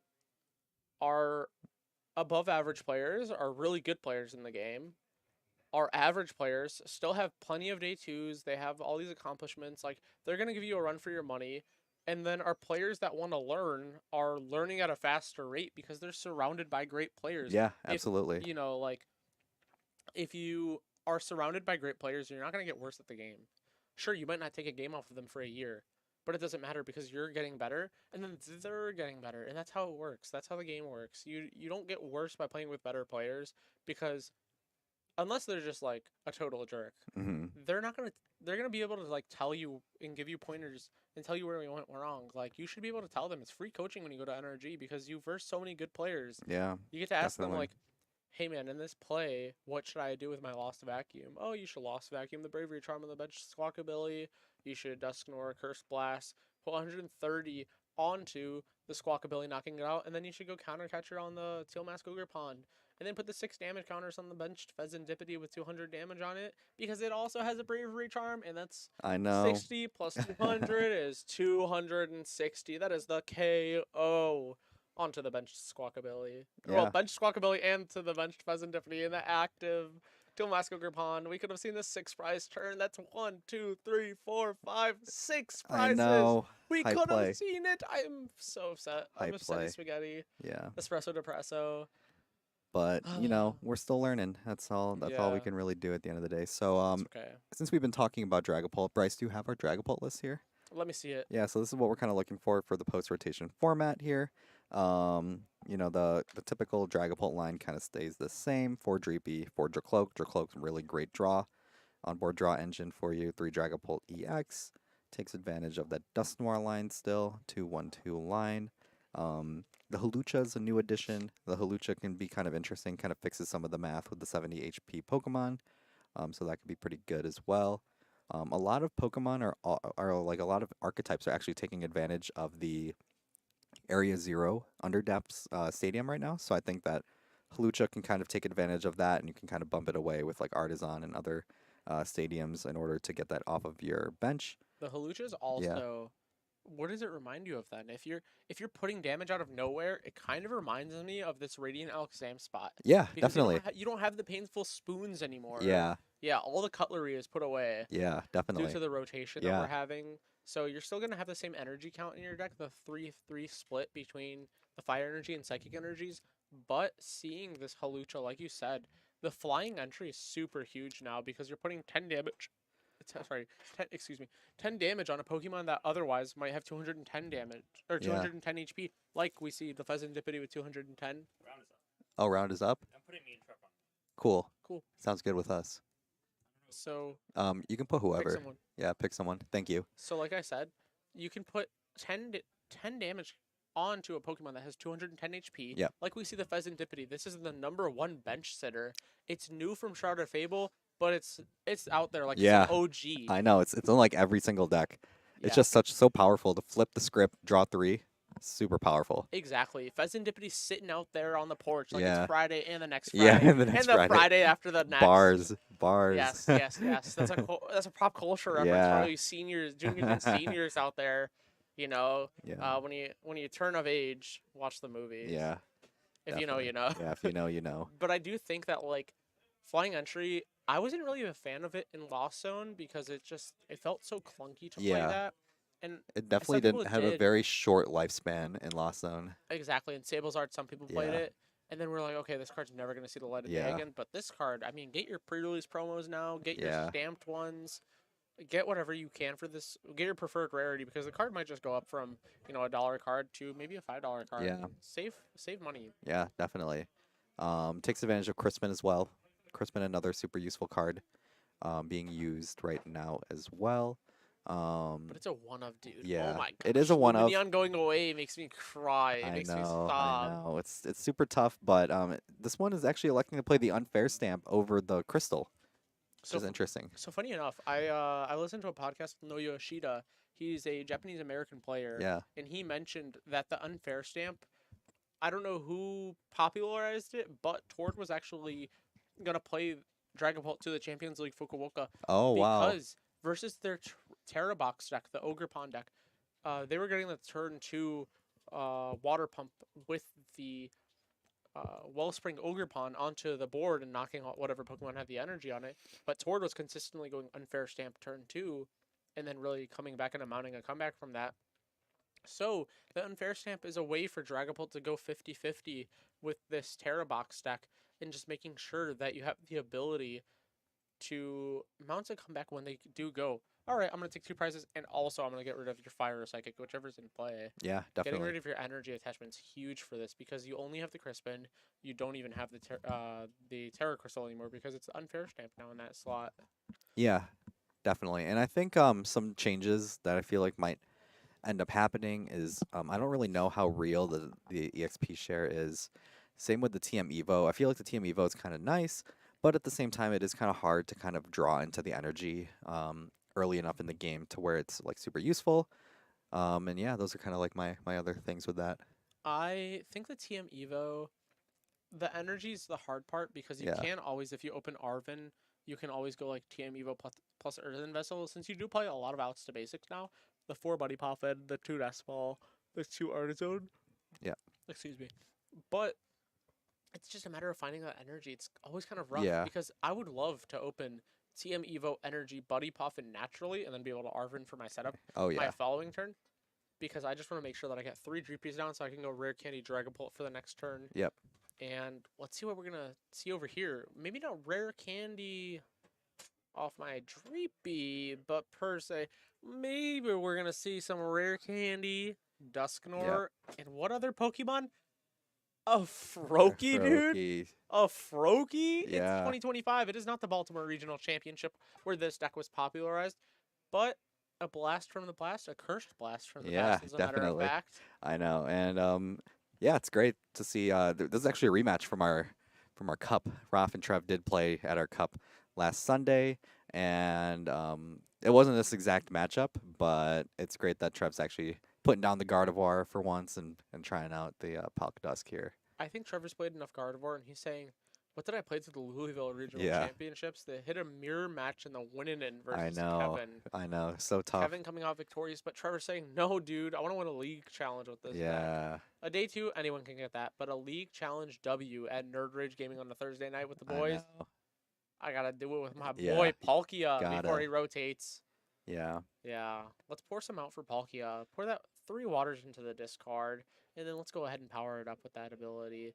yeah. So yeah, it makes me wonder if Raf's playing that same build that he did at the cup, because he's able to easily power up the Greninja with that Power Glass. So Yeah, it's kind of interesting. if you're asking me, I guarantee Roth just didn't change a card. Yeah, We have his list right in front of us, and I guarantee he's just going, all right, I'm going to put these power glasses in. The only thing I'm changing about my deck is the day that I'm playing it. I'm not Yeah. changing a sleeve. I'm not changing anything. I'm just playing the same thing, which I Yeah, don't no blame him. E-switch He did either. start off. He was 4-0 at a point before, or he was 3-0 before he hit me in the tournament. You know, Yeah, I had to do it to him. you had to do it to him. I had to do it to him. But you know what? I'll take that dub because when people say that Control auto loses to Roaring Moon, it's not a thing, dude. Blood Moon Ursaluna changes the Yeah. format. You But- change. You take prizes. I take prizes now. My deck takes prizes. Yeah. So I played an attacking deck. But I think that like the metagame's so different. Given after rotation we're gonna see a lot of things change. The Palkia Dusknoir deck goes down to just Greninja Dusknoir because Palkia say goodbye to the boy. But the Roaring Moon deck loses Radiant Greninja, and one card is so trivial because you would think, oh, it only draws 2 cards a turn, but yeah, it's 2 cards a turn. That's 2/3 of a Pokestop. Yeah. Definitely. That's like all my opponents hitting Pokestop because I always whiff, and my opponents always hit the nuts. So I think that it's pretty trivial for Radiant Greninja to go away, and I'm gonna miss it, man. I think that card's so good. Yeah. Definitely. Definitely missing it as well. So seeing the Eerie to come down here, Trev's probably gonna grab a Palkia and some sort of item as well. Maybe like an Earthen Vessel or something like that to get some more energy in the hand. Start to get those in the discard so those energy can come out later for Radiant Greninja play. So see that coming down here. A little ASMR of the deck lists too, if Yeah. you hear that. Oopsies. But now we're good to go with the deck lists. We have them all in front of us. We Yeah. see, just Earthen this Vessel. Irida, man. I'm getting so sentimental here because I did get my second day 2 at Peoria Regional with Palkia and Inteleon, Yeah. and I did say goodbye to Inteleon last rotation. Well, 2 rotations ago, to be fair. But it's always sad to see some of the cards that you played and you have fond memories with going away. I remember going like Irida for, I don't know, Drizzile plus cross switcher, and then go for the second cross switcher off the Shady Dealings ability, Yeah. bring something up, knock it out with Subspace Swell. But then again, cards have to go, new cards come in, and you always have room in your heart for more cards. Yeah, definitely.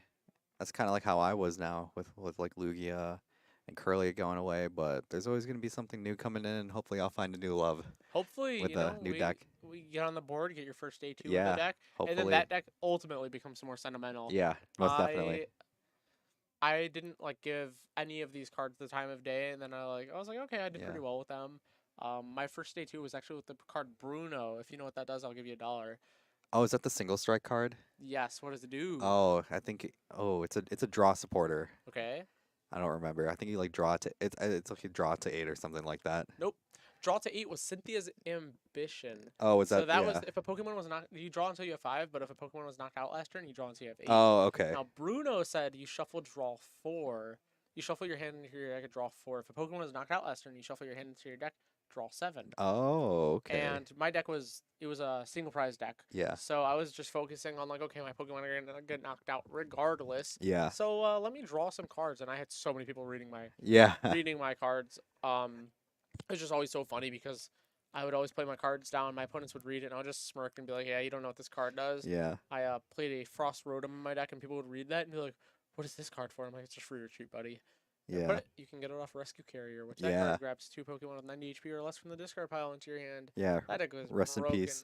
There's so many cards that I just love the game, the just how they play, that I think that in a cube, which is an alternate way to play the game, cubes are just so fun because they give these cards life that either were really good in the past formats or cards that saw no play. You might see some single strike cards that just never saw play, but in a cube they would. Yeah. Shout out Karen's Conviction. Karen's Conviction. Yeah. Yeah, the card that lets you do 10 more. Your single strikes do 10 more damage or Yeah. something for 20 each prize. for each prize 20 taken. for each prize your opponent took. Yeah. Yeah, Karen's Conviction never really saw play, but in a cube, I guarantee it would. Yeah, Cubes definitely. are so fun. Yeah. Alternate way to play the game, and I think that a lot of these cards are going to be slotted into some cubes. Famously, there's the Chaos Cube from Kyle Pukasukovic, and that's one that I always have a blast playing. Yeah. Now, I don't play it too often, but usually at regionals, someone will have it, and I'll go around to playing it. Yeah. So Yeah, Arctic the Icy Guy. Yeah, this is pre-rotation. Since this is a sanctioned event, the rotation does occur at a later date. I believe it's 4th or 5th of May. So, or or April. not May, April. Holy moly! Yep. 4th or 5th of May is going to be the Milwaukee Regional Championships that we should see a lot of people go to because it's like an hour away from Yeah. Energy.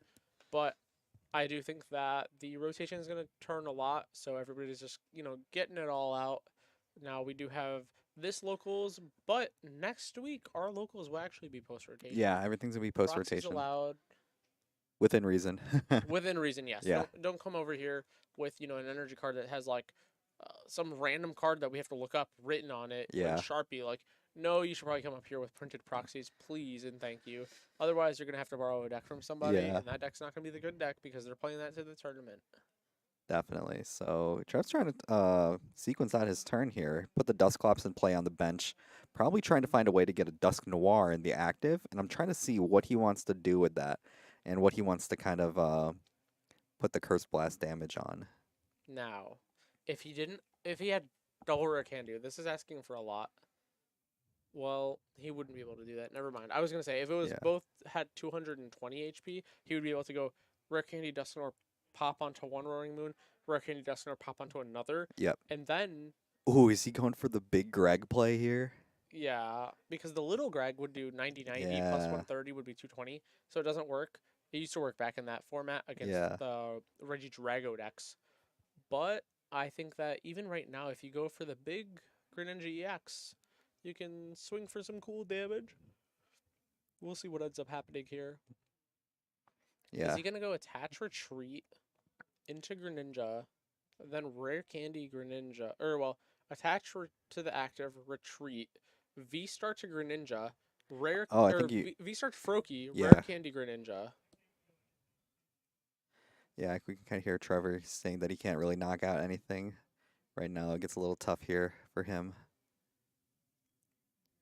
Wonder what he's gonna go for. He's really holding that energy, trying to put that into place somehow. Oh, Might be one of those. V-star. Okay. Shout out to the And- V-star marker. Shout out to Chin Chin. Okay, so we put 2 energy, looks like, on the Froakie. Maybe just put the third one on the Palkia. Yeah, attach it to your Duskull, dude. It's a water type. Oh, I guess we're Wait. putting all 3 on the Froakie I here. guess you have to, but you have to rare candy that John right away. Yeah. Yep, rare candy into it. Okay. And yep, Rare Candy goes to the discard Yeah. pile. Are you just gonna pass turn, or are you gonna attach? Yeah. I don't know. I mean, it's kind of tough because it is kind of hard to get that that Koraidon out of the active, but this might be I don't even know what that attack's called. Oh, is this a shuriken? What is that called? It's that first attack. It's like 4 Sealstone. You could just search up a card. When I first started versing that card, I thought it was search your deck for 3 cards. No, it's just one card. And my first time interacting with it was Eli on stream here at Nerd Rage, and he used it to like knock out one of my Snorlaxes. This was Yeah. like the first League Cup we Oh competed in. yeah. And I was like, dude, aren't you gonna get 2 more? And he's like, what do you mean? And I was like, search is 3, right? I didn't know. Yeah, it just searches one. It's just search 1, yeah, which, thankfully, right? Yeah. That card would be too broken if it did search your Definitely. deck for 3. But yeah, Yeah. he used the Shinobi Blade, Shinobi Blade. 170 damage, and that's search your deck for a card, just like you said, put it into your hand, shuffle your deck. But the Mirage Barrage. Mirage Barrage. Barrage Barrage. That's water DCE, and that's water colorless colorless. You do discard 2 energy from this Pokemon, and then this attack does 120 damage to 2 of your opponent's Pokemon. It's Yeah. pretty solid. Pretty solid. And it looks like Trev gets the Blood Moon Ursaluna off the prizes here, which is actually pretty huge for him because that's able to take a pretty clean knockout into a Roaring Moon EX, which is one of the harder things about this deck. So it looks like he's going Attach Retreat. It's going to be a Sada play here. Draw some cards for Roth. Okay. I don't know. If I'm Trevor, I'm a little worried because this Professor Sada, I don't know, man. Your Yeah. opponent could get the knockout. Yeah. I wouldn't want to be Trevor in this situation because once your opponent knocks out your Pokemon, I guess they're gonna put 200 on themselves, so then you can Dusknoir and then maybe knock out the other one. But Yeah. It gets a little tough. it does. But man, I'm worried because they put them on the even prize card, Yeah. even prize trade, and then you're just like, okay, well, can you take a knockout? Because Roth's gonna take 2 knockouts. There are 2 prizes right here, right? Yep. With his frenzy gouging, and then he's gonna go and take a prize card, presumably off a Dusknoir, and then he's going to take a knockout the following turn, probably with another Frenzy Gouging Yeah. or Calamitous Slash. So we're going to see what really happens. I think Trevor still has some plays to go because he can go ahead and Dusknoir, knock out Greninja, go on the even prize trade, and then Dusclops, knock out the Roaring Moon, and then take 2 more prizes. So he's going to take 3 prizes next turn, presumably, without even doing a knockout, so then he can take the last 2 onto the Roaring Moon if he can build up enough. But I don't know if there's enough bench Pokemon to do that. I don't think he plays the Area Zero under that because he's playing a deck from, like, I don't know, the Shrubber Yeah. Fable format. Yeah. I think that was like I don't think the list has really changed much from the list that all of them brought to Louisville. Yeah. Yeah, it's not. I think the later adaptation of the deck was. Oh, Ooh, man, so never Roth mind. looks like the pass now. Never mind. Trevor should win. Yeah. Yes. Just Very like much- that. Very much so. Trevor should win. Just like that He now. could probably attach active to threaten something, and then Yeah. Mirage Barrage. Yeah. Mirage Barrage. Barrage. Yes, he Fizzle Whizzle Rafal did brick. It seems as Yeah, you can it kind of seems like tell. it. You can kind of tell too because the brick was so much that he had to go like attach retreat into Sada in order to get those energies in the discard pile. So he is able Yeah. to Sada. So yeah, definitely The not only way he would have been able to get an attack is with like double dark patch Petrarun, Yeah, which you're asking for the perfect 3 cards off a 3-card draw. That's not really happening too often. yeah. Okay, so the Iono's coming down here. Probably helping out Rafal more than anything here. Probably. I think for Yeah. Rafal to win, he needs a miracle. For Trevor to win, he just Yeah. needs to draw an energy, which he found. Yeah. And now he's gonna go evolve into the Dusclops. So he's gonna have 2 into play, and then I would like to see attach active and threaten double Mirage Barrage, because your opponent then has to deal with it and they can't go around Yeah, it. definitely. So we're gonna see what happens here. Double Dusclops does mean that if your opponent even thinks about going for a Frenzy Gouging play, that you can just knock it out on return. He plays a Badoo in his deck. Oh, he did update his deck for Oh, this he format. updated it. Okay. Look at him go. Yeah. So No. Dusknoir is out now, and the Dusknoir can kind of help too because it would be able to take that Greninja out of play, which is kind of a big deal for Rafal because he kind of uses that for his draw. I think a Yeah, lot of people are going to kind of feel the effect of Greninja rotating. Greninja rotating. I know that the Gardevoir decks haven't really been playing it too often anymore, but I would like to see more people adapting to it and playing. Well, you can't play Trekking Shoes anymore either. Yeah. You can't play Pokestop. So all these like turbo-y Ooh, cards. Barrage Ooh, Barrage. Mirage Barrage. But yeah, we're seeing all these turbo-y cards rotate. So you do have to play that Noctowl line and kind of go on your own pace and really like, okay, I need to search out these perfect two cards and then remember that I have this bench that are in play the rest of the game. I no longer have access to Greninja every turn, so you better make that two cards count. Yeah, definitely. And Raf going in with the big draw here. Don't think it really helped too much. He's able to get some more energy, kind of thin those out of the deck. Hopefully use the Greninja to get that into play.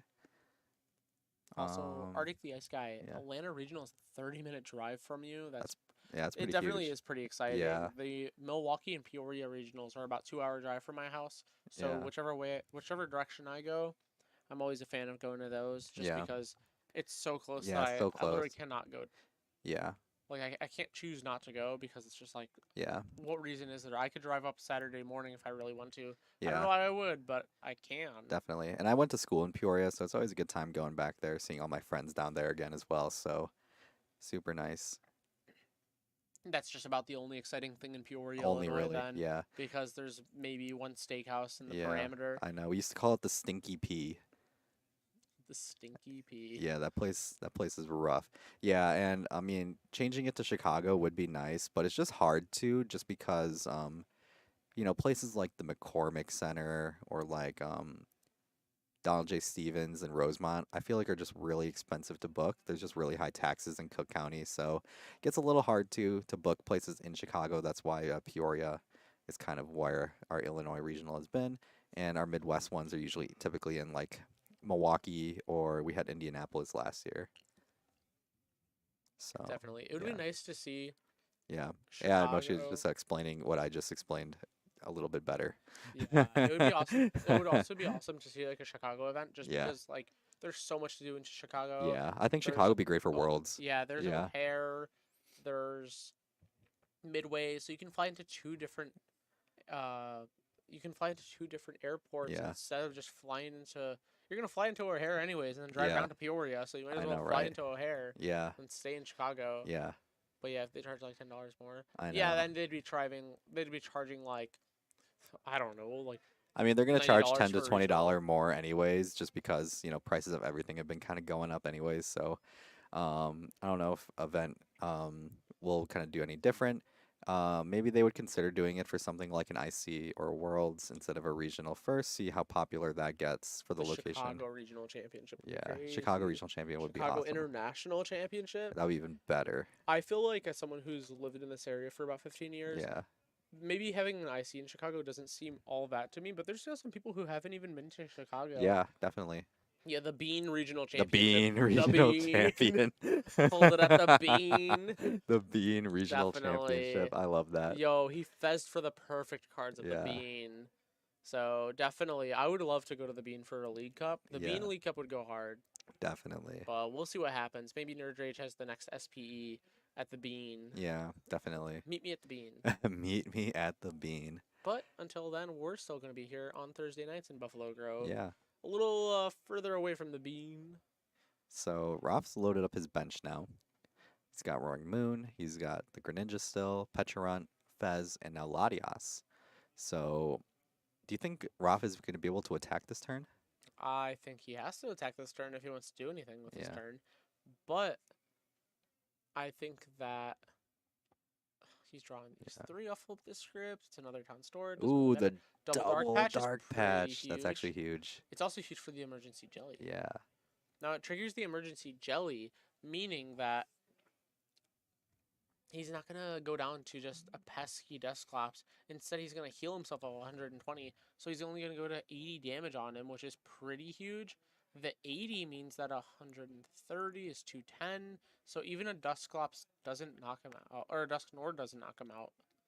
So he's on equal footing now, Yeah, which kind of. Yeah. out of nowhere. But we can also just see Rafal, or we can see Trevor go for like, if he fights a boss and then he just goes like, you know, Yeah, I think like put attach Dusknoir into and like play, yeah, and then like Blood Moon in the active. yeah. Thinking Research. like energy Blood Moon in the active. Yeah, research can be huge here as well. Um, If he gets like double Dusknoir, yeah, it's also game. definitely. Just about. Even Dusclops on the active plus Dusknoir on the bench, Greninja would be game too. Yeah. So there's already the Dusclops in play. He just needs like energy Dusknoir because he has the rare candy in hand. So he's gonna flip the script. If he finds it 2 energies, he gets to use Radiant Greninja on it. If he only has one, oh well, he has the 1 energy. Yeah. I would have maybe liked to flip the script first, unless he's just gonna play the Iono. Ooh, going for the Iono first. I feel like you'd want to go for game here, right? Yeah, You just I like would see more cards with the research. personally. I would want to draw first. Yeah. So I would try to draw cards with flip the script just so Yeah, that and way. then play the Because research. I find Irida off of that too, off the back end. Oh, Oh, or never mind. Or you can just or you can just, or you can just draw into whatever is oh better. my gosh, what a sack! Yeah. Yeah. So now he's just gonna go. He can go Night Stretcher for the Dusknoir. No. Does he have, Yeah, I think you Night does he have a Stretcher for Dusk. Dusclops in deck though? No, he doesn't because he has Dusknoir. Looks a little rough. Yeah. No, he also can't. No, he can only pop double this turn. Did he flip the script? No, he didn't. Not yet. Oh, Oh, Prime well, Catcher. or Oh, do wait. that. Or you can just do that. Or do that. Or be goated. Yeah, because I think you can just What are you doing? oh, What are you doing? You had game. yeah, I think you did have game here. You did. That's not enough. Or well, it's enough for the attack Yeah. with subspace wall. But he could have just gone Yeah. Prime Catcher, bring up the I don't know, Pecharunt Yeah. EX, and then go pop the Dusknoir onto the Greninja, and then bring back up the Palkia because the active Dusknoir Yeah. gets popped, and then you subspace wall for the knockout. Yeah. So we're seeing maybe not. Maybe that just went over his head. Dusknoir is definitely a really intricate thing. So sometimes you going back at it, hindsight 2020, we see a bird's eye view of it, but when you're the player, sometimes it just escapes you that 130 is enough to knock out the Greninja. Yeah. Because it's the additional thing about, okay man, there's plus 60 HP on this guy, there's healing 120 on this other guy, so it really escapes you because you're thinking 3 steps ahead, but then you also have to throw in the variables that there's energy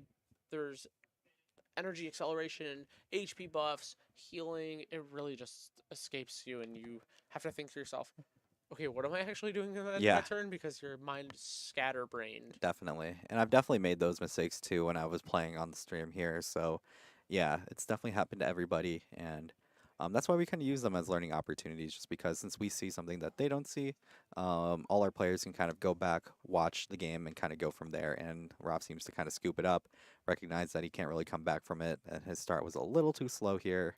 And Trev is taking that and going to 3-0. Do we have a backup game, Bryce? All right. I've never made a mistake on stream.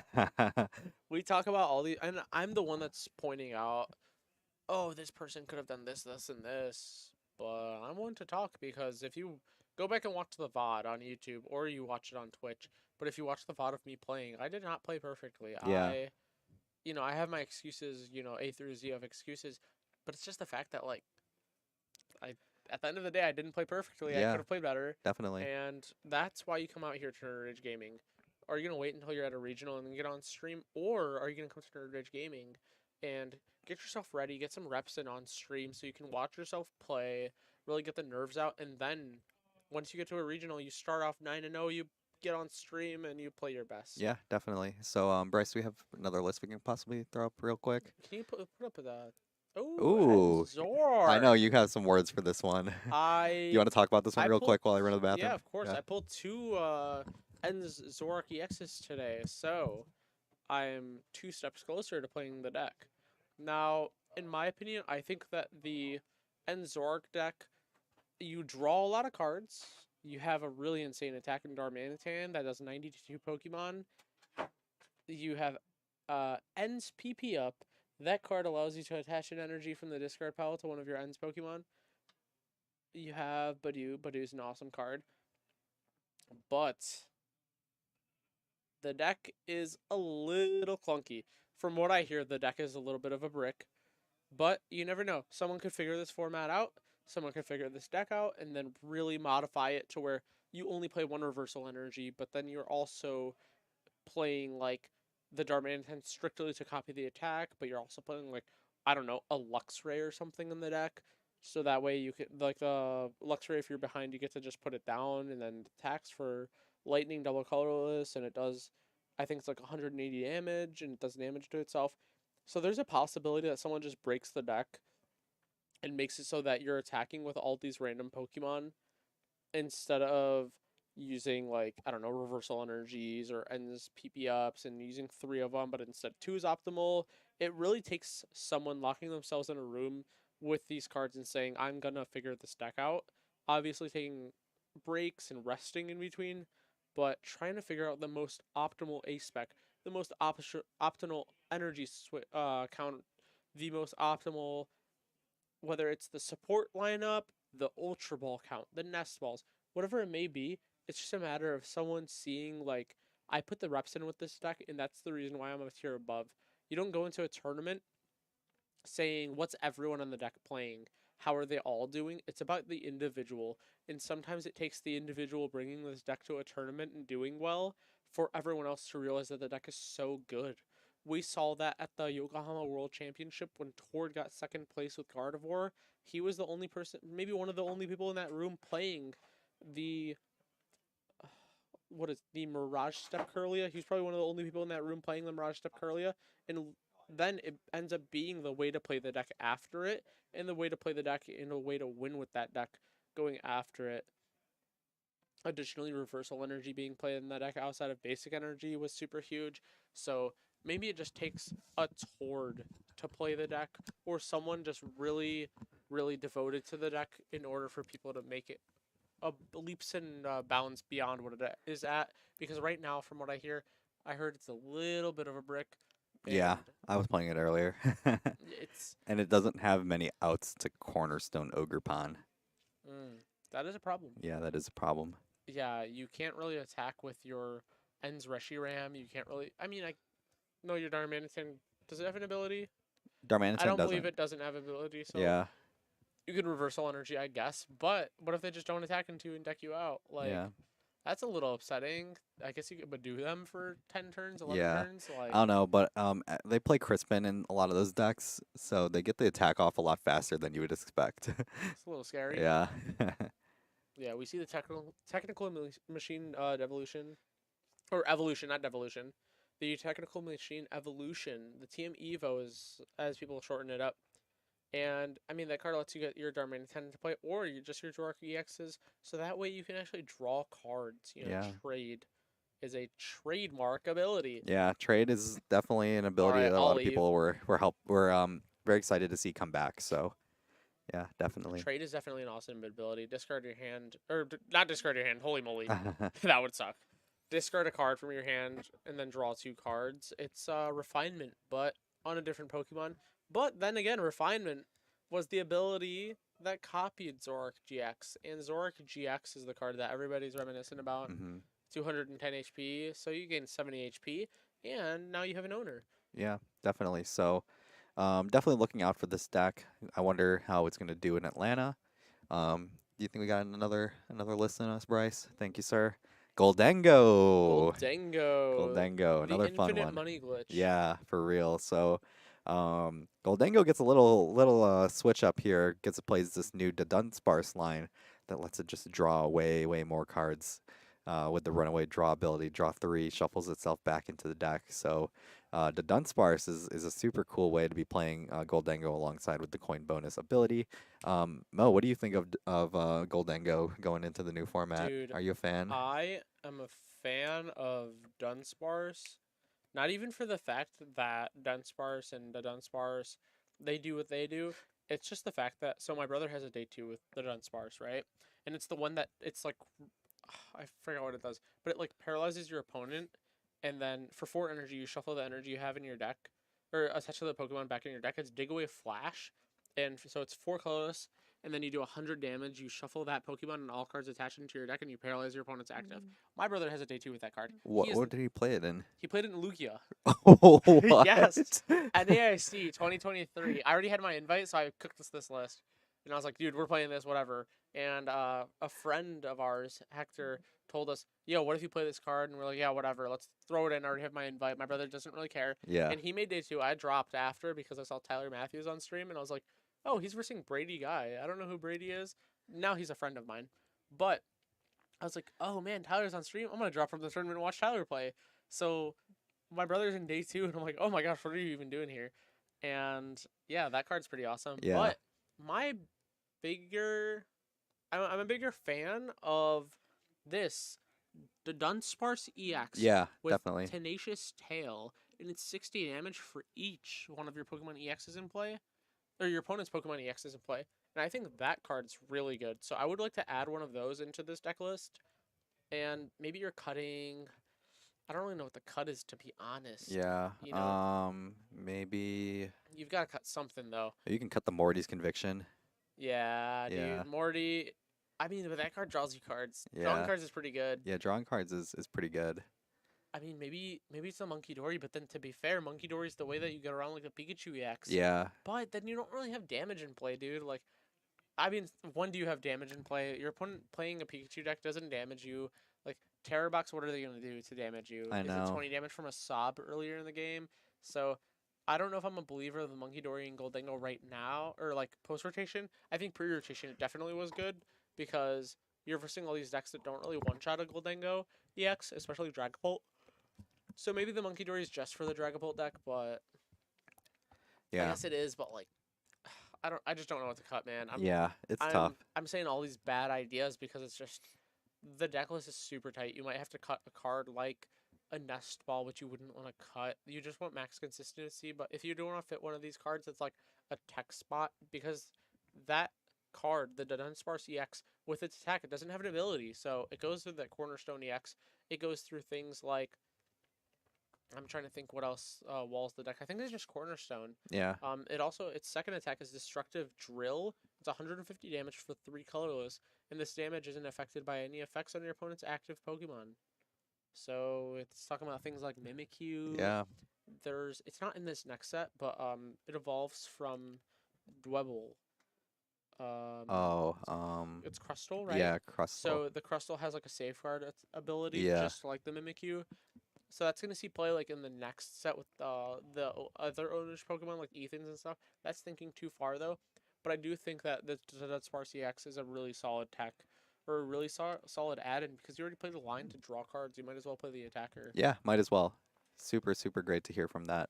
I really like Goldengo going into the new format. Probably one of the decks that I'll be testing a little bit more.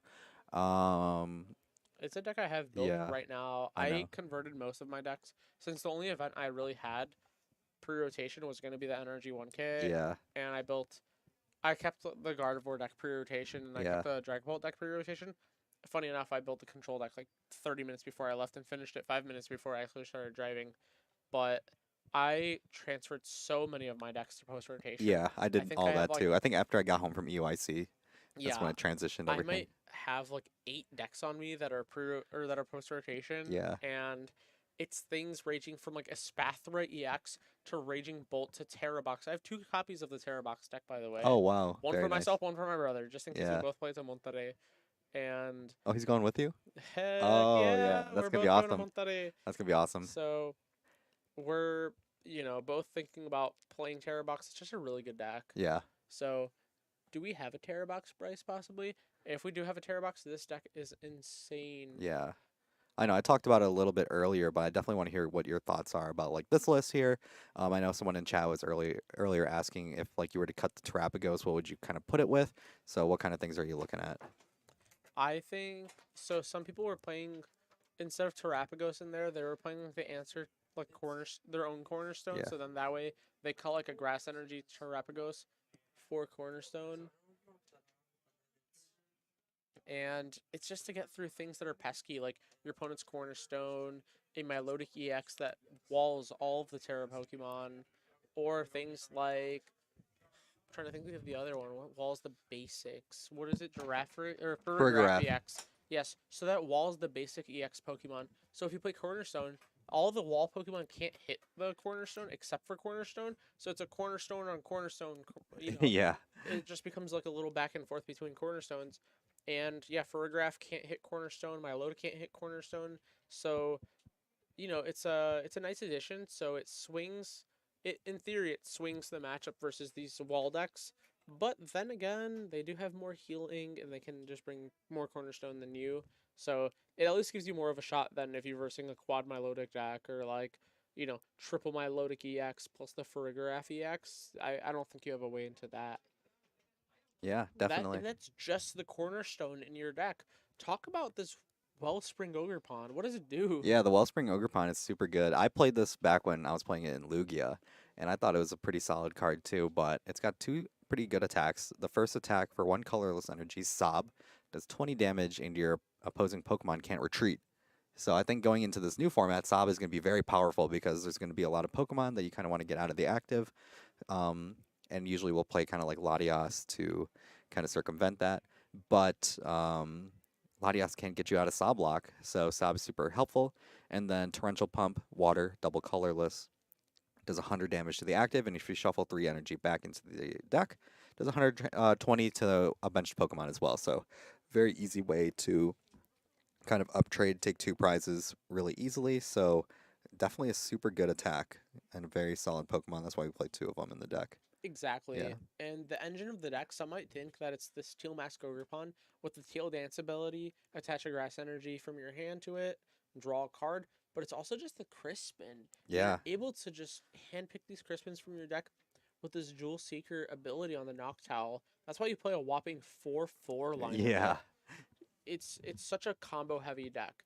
You have this transformative start Ditto.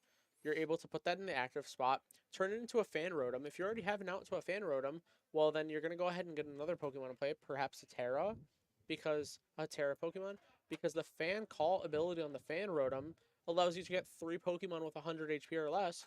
Well, Noctowl that came out in the same set as it doesn't have 110 HP. Yeah. What do you think it has, Brian? Which one? The Oh, the Noctowl. Noctowl's got 100 HP. It's got a Hana.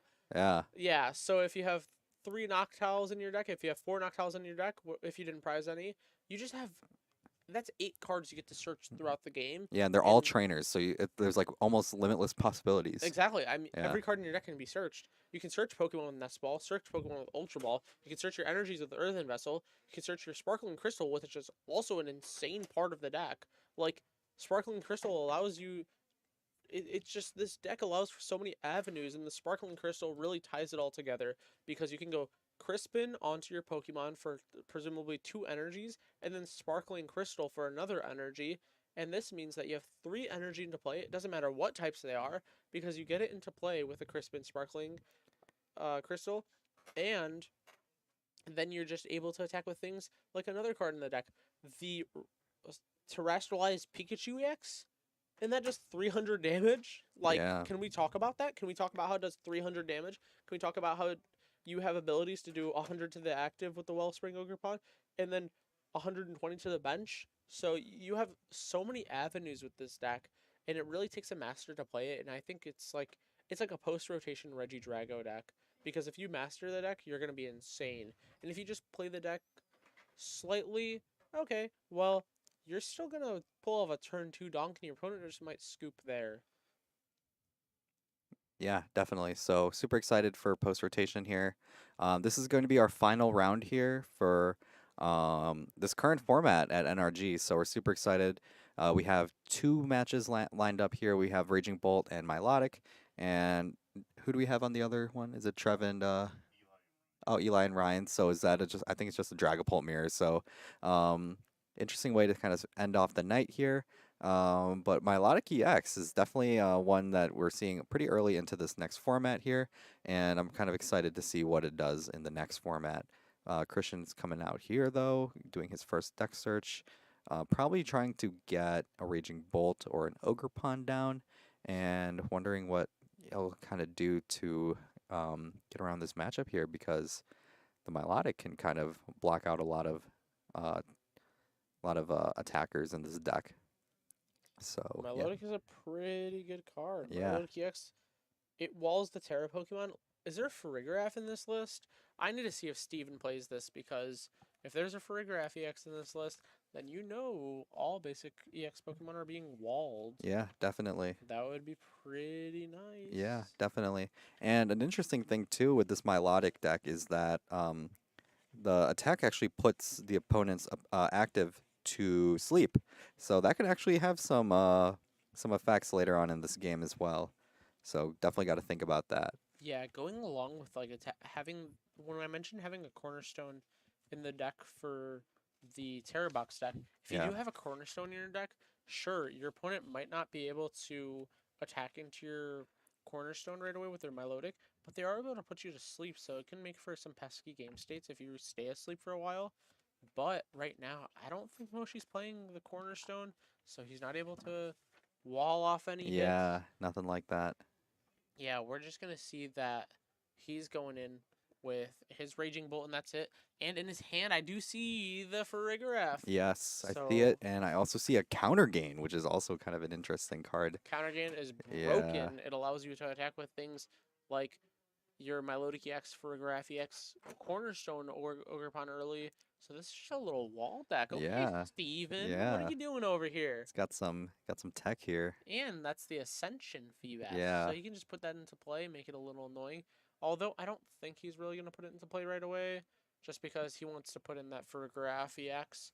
There's no Girafarig with Ascension. Otherwise, yeah. Steven would smack that down, put an energy on it, and Ascension, and presumably win the game. Yeah, I think if there is only one giraffe rig that kind of goes into play, kind of have to just go for that thing right away. Exactly. But Moshi does play the one canceling cologne, so Yeah, what can we see over there? We can see the canceling cologne take effect. We can also see the Slitherwing come into play. So some cheeky things can yeah. happen over There's here. some suspicious activities that can definitely go down here. Definitely. So Yep. I'm thinking Moshi could just win off of a cheesy canceling cologne if Steven doesn't get double of the Yeah. Farigiraf down. So we'll end up seeing And what that happens. giraffe rig seems to have 100 HP as a basic, so that could be kind of tough to get onto the board here for Steven. So I think he's looking to get a supporter here right away. I'm wondering if he's going to get something else off of this Buddy Poffin. No, looks like he's going just straight back for the shuffle, going into the Tatsugiri, and then hopefully searching out a good supporter, maybe something that has TM evolution. Yeah, let's Yeah. go ahead and see what happens right here. Okay, so the gear comes out here. I like the Tatsugiri bench if you don't have a supporter, but if you have a Poke Gear in hand, maybe you just. I don't know. I would rather just play the Poke Gear instead of Yeah. playing that, but Steven knows the deck better than I do because I'm just looking at it for the first time right now. Yeah, it looks like we're just grabbing the Iono here. I wonder if he's actually going to play it. Yeah. Yeah, so that was one thing I was also wondering too, is I think he was kind of looking for supporter, but that also puts the Tatsugiri down too. So I wonder if the Tatsugiri is going to be able to kind of search out something too, if as a potential other supporter if he doesn't get what he needs. I guess it's one of those things. If your opponent's not on the right prize trade, it doesn't hurt to put it down and Yeah, have it down. But if your opponent, I mean, you're gonna see what your opponent's doing. He's just gonna yeah, just pass. passing it on. And then Christian's going to be drawing for turn here, and I think he's going to find a way to get this knockout on this Giraffe rig here. He has the fighting energy, so he's just gonna be able to Sada. Yeah, All right, Steven, show me a play a Thornton. He doesn't play a Thornton.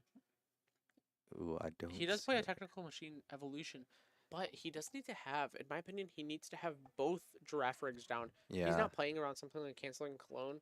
I think that's just Christian playing it just in case of like any of these stall decks or whatever. But we're gonna go ahead and see what happens from here. The prime catcher's a pretty good have in his hand, like yeah. so. We're gonna see what Christian does here.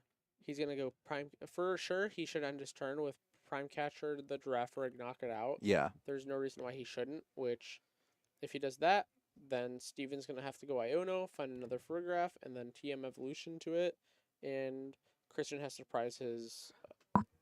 He has to prize his canceling cologne. Yep. Definitely. So Night Stretcher is going to grab the energy. That's going to go attachment for turn. Okay. Um, Jolly Flying Man. That's pretty funny. Playing future hands, which each walls for breakfast because you play the Thorns. Thorns is actually a pretty solid card then if you're playing that, because Thorns always only stops all Pokemon except for future Yeah. Pokemon. So it doesn't even stop your deck, so you do more damage, and you can amp you very much against a Milotic. Yeah, Thorns is cool. I like Thorns. That's pretty cool. Yeah. Alright, I'll have to give it a try then, Yeah. because There's not many I- future support. yeah, Yeah. there's like the Ace spec, and like Yeah. Professor Turo Scenario is a feature card, but Yeah. it's seen playing Guardian every other deck under the sun, but not really Future Box doesn't even play it. Yeah. That's definitely pretty funny. Yeah, you have your whole engine. You also have the Pokemon search. The Techno Radar. Yes, exactly. I knew that. I played that deck to an event. Spam generators with Arvin and then Yeah. Technorator. Yeah, Yeah. maybe I'll have to build it because I Yeah. think I have like And the Miraidon. 4 extra iron. Yeah. The Miraidon's pretty good too. The baby Miraidon. The one yeah, that has exactly. The one that charges up. that charges it- them up. Yeah. Yeah, I know Hector was talking about it. It attacks into a Bidoof, Yeah. and so you never really mind that. Yeah. I'll have to think about that then. Maybe that's the deck I played in Monterrey. We'll see. Yeah. As long as it plays Ultra Ball, that's my Yeah. one thing. I need to play Ultra Ball in my deck. At least one. UIC 2024 list isn't really any different than now. There's Okay. some differences to it because I remember with my list that I played to Indie, I played the what's that card called? The orange TM. TM Blindside. No, it was a different one. Turbo Energize. No, it was a different one. It was an orange Crisis one. Punch? Crisis Punch. Crisis Yeah, Punch. I played that one. Oh. That one was cool because you can do a lot of funny stuff with Crisis Punch. Yeah, just max for 280, and the damage with the Crisis Punch actually stacks with the Iron Crown, so you're actually able to hit 330. Okay. Yeah, I see you're Yeah. doing something. Yeah. Yeah. You have the tool. You do 20 more. yeah, with and you 2 can Iron also Crowns, it's like 60 yeah, more. and there's also ways like if you're able to power up Mew EX, you can also use it too. So yeah, yeah, that was a funny tech. It came up once during my run, but it wasn't enough. I hit too many Charizards, which was like its worst matchup. Yeah, was- Charizard's yeah. definitely a solid deck post rotation, but it Yeah. doesn't have the consistency that I had pre rotation Yeah, with like Luminion, Rotom, Yeah. Forest Sealstone. So we could definitely see that deck fall off a little bit. We can also see things like since it's the Dunsparce variant of Charizard decks, or like the Terrasilize variant with the Noctowls and the Terrapagos. We can see people play that, yeah, and then you just amp everything. hmm You just amp you very much all day. yeah. I know my goal with that deck was I was trying to go like amp for 3 prizes under 2 turns, and win the game that way. But it was definitely tough. Yeah, I'm trying to Yeah. think of like the possibility of things you could play in your deck, and honestly, you might be selling me on it. I know Yeah. Hector was talking to me about it a couple days ago, and I was Yeah. clowning him, but No, it's real. Like I I actually think the thorns I had a is lot what of swings my Yeah. swings my mind, because you could just put thorns up turn 1, given it doesn't really do anything against Noctowl, but like, oh well, you can just put it up, and then like you can also thorns into a Pikachu yeah, and then swing into them. I You know. just need the tool plus 2 of the guy. You hit 190. That's not enough.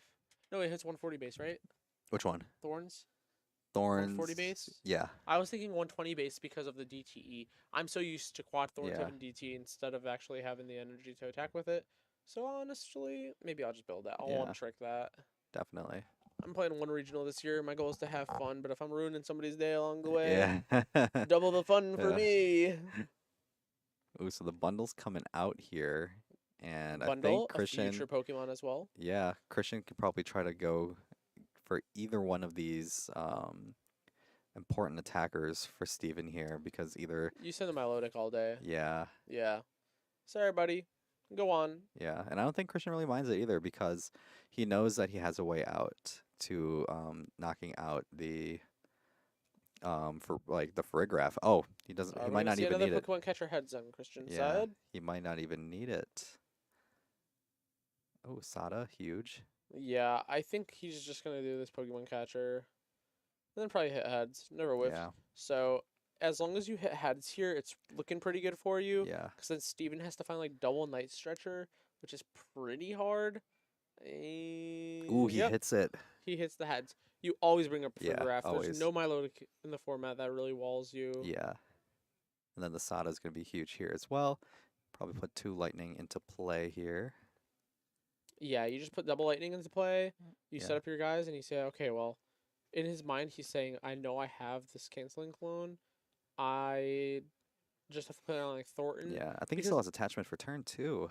Definitely. Yeah. You can always attach like maybe just an energy to something that might get blocked up. So Yeah. like attach like The Ogerpon's not a bad idea. yeah, attaching the Ogerpon's Yeah. pretty cool, but also maybe attaching to like your Squawk ability just so it doesn't get locked in the active Yeah. spot.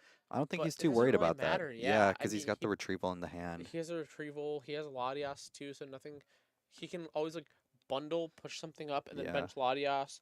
So I'm cooking too hard, but yeah, I don't think there's really a way around things. Yeah. Alright, buddy. Go bench that Let's, Pokemon. yeah, bench let's that see what Monkey Steven's Dory going with and here. see what you got. TM Evolution. He can maybe find like an Arven right Yeah. here. If he finds Arven, he can go like Nest Ball or Night Stretcher and then TM Evolution and Crispin. Ooh, Crispin and Research really is not too much you can kind of work with here. Yeah, I think right here you go like attach the TM Evolution to your Yeah. active and then play that research, try and find a Night Stretcher. Yeah. Other than that, it looks pretty rough. I don't know what Steven's gonna do here. Yeah. Let me see. How many does he run in his deck? There There's one Night is Stretcher. one Night Stretcher. You Yeah. gotta find it, Yeah, he's gotta got to do find it. it. I believe. Yep. There's the Yeah, just smack it down, dude. Evo. Yep, there's the Evo attachment. You gotta try. Or there's a will, there's a way. Or Iono. Oh. Iono for 6 is pretty Yeah, good. Iono's not too bad either. Ooh, he can't really counter game. No, don't put it down. No, it's bad for the No. prize trade, buddy. No, it doesn't really Okay. matter. To Iono. be honest, Let's if see he what- doesn't find this Night Stretcher here and energy, he's kind of cooked. He does play a whopping 10 energy, so that's pretty good. Yep. So there's the energy. Okay, All right. and Let's show find me. show me the Well, stretcher. that's Turbo Energize. All right. No Stretcher. No stretcher. That's tough. All right, Steven, it's looking like a little bit of a rough time, buddy. You might have to You might have to go just on and pack it up, yeah. get yourself some comfort food, and go home. So we'll see what he's doing here. I see a Turbo Energize. I see beautiful energies, by the way. Yeah, definitely. He has a Call of Legend energies. Yeah. I have, I think, 2 of them now. I have a water and I have a fighting. Yeah, I've got a dark. That's all I got. The dark one is definitely the most expensive Yeah. one too. Definitely. So super excited. Let's see what he does here. Attaches that beautiful energy to the Monkey Dory. It's not really going to do much right now. Might just have to pass it over back to Christian. Definitely. And the Yep. TM Evo falls off. Falls off. So then he doesn't even have another technical on clone. And he only The TM Evo goes down to 2 prizes left, and hopefully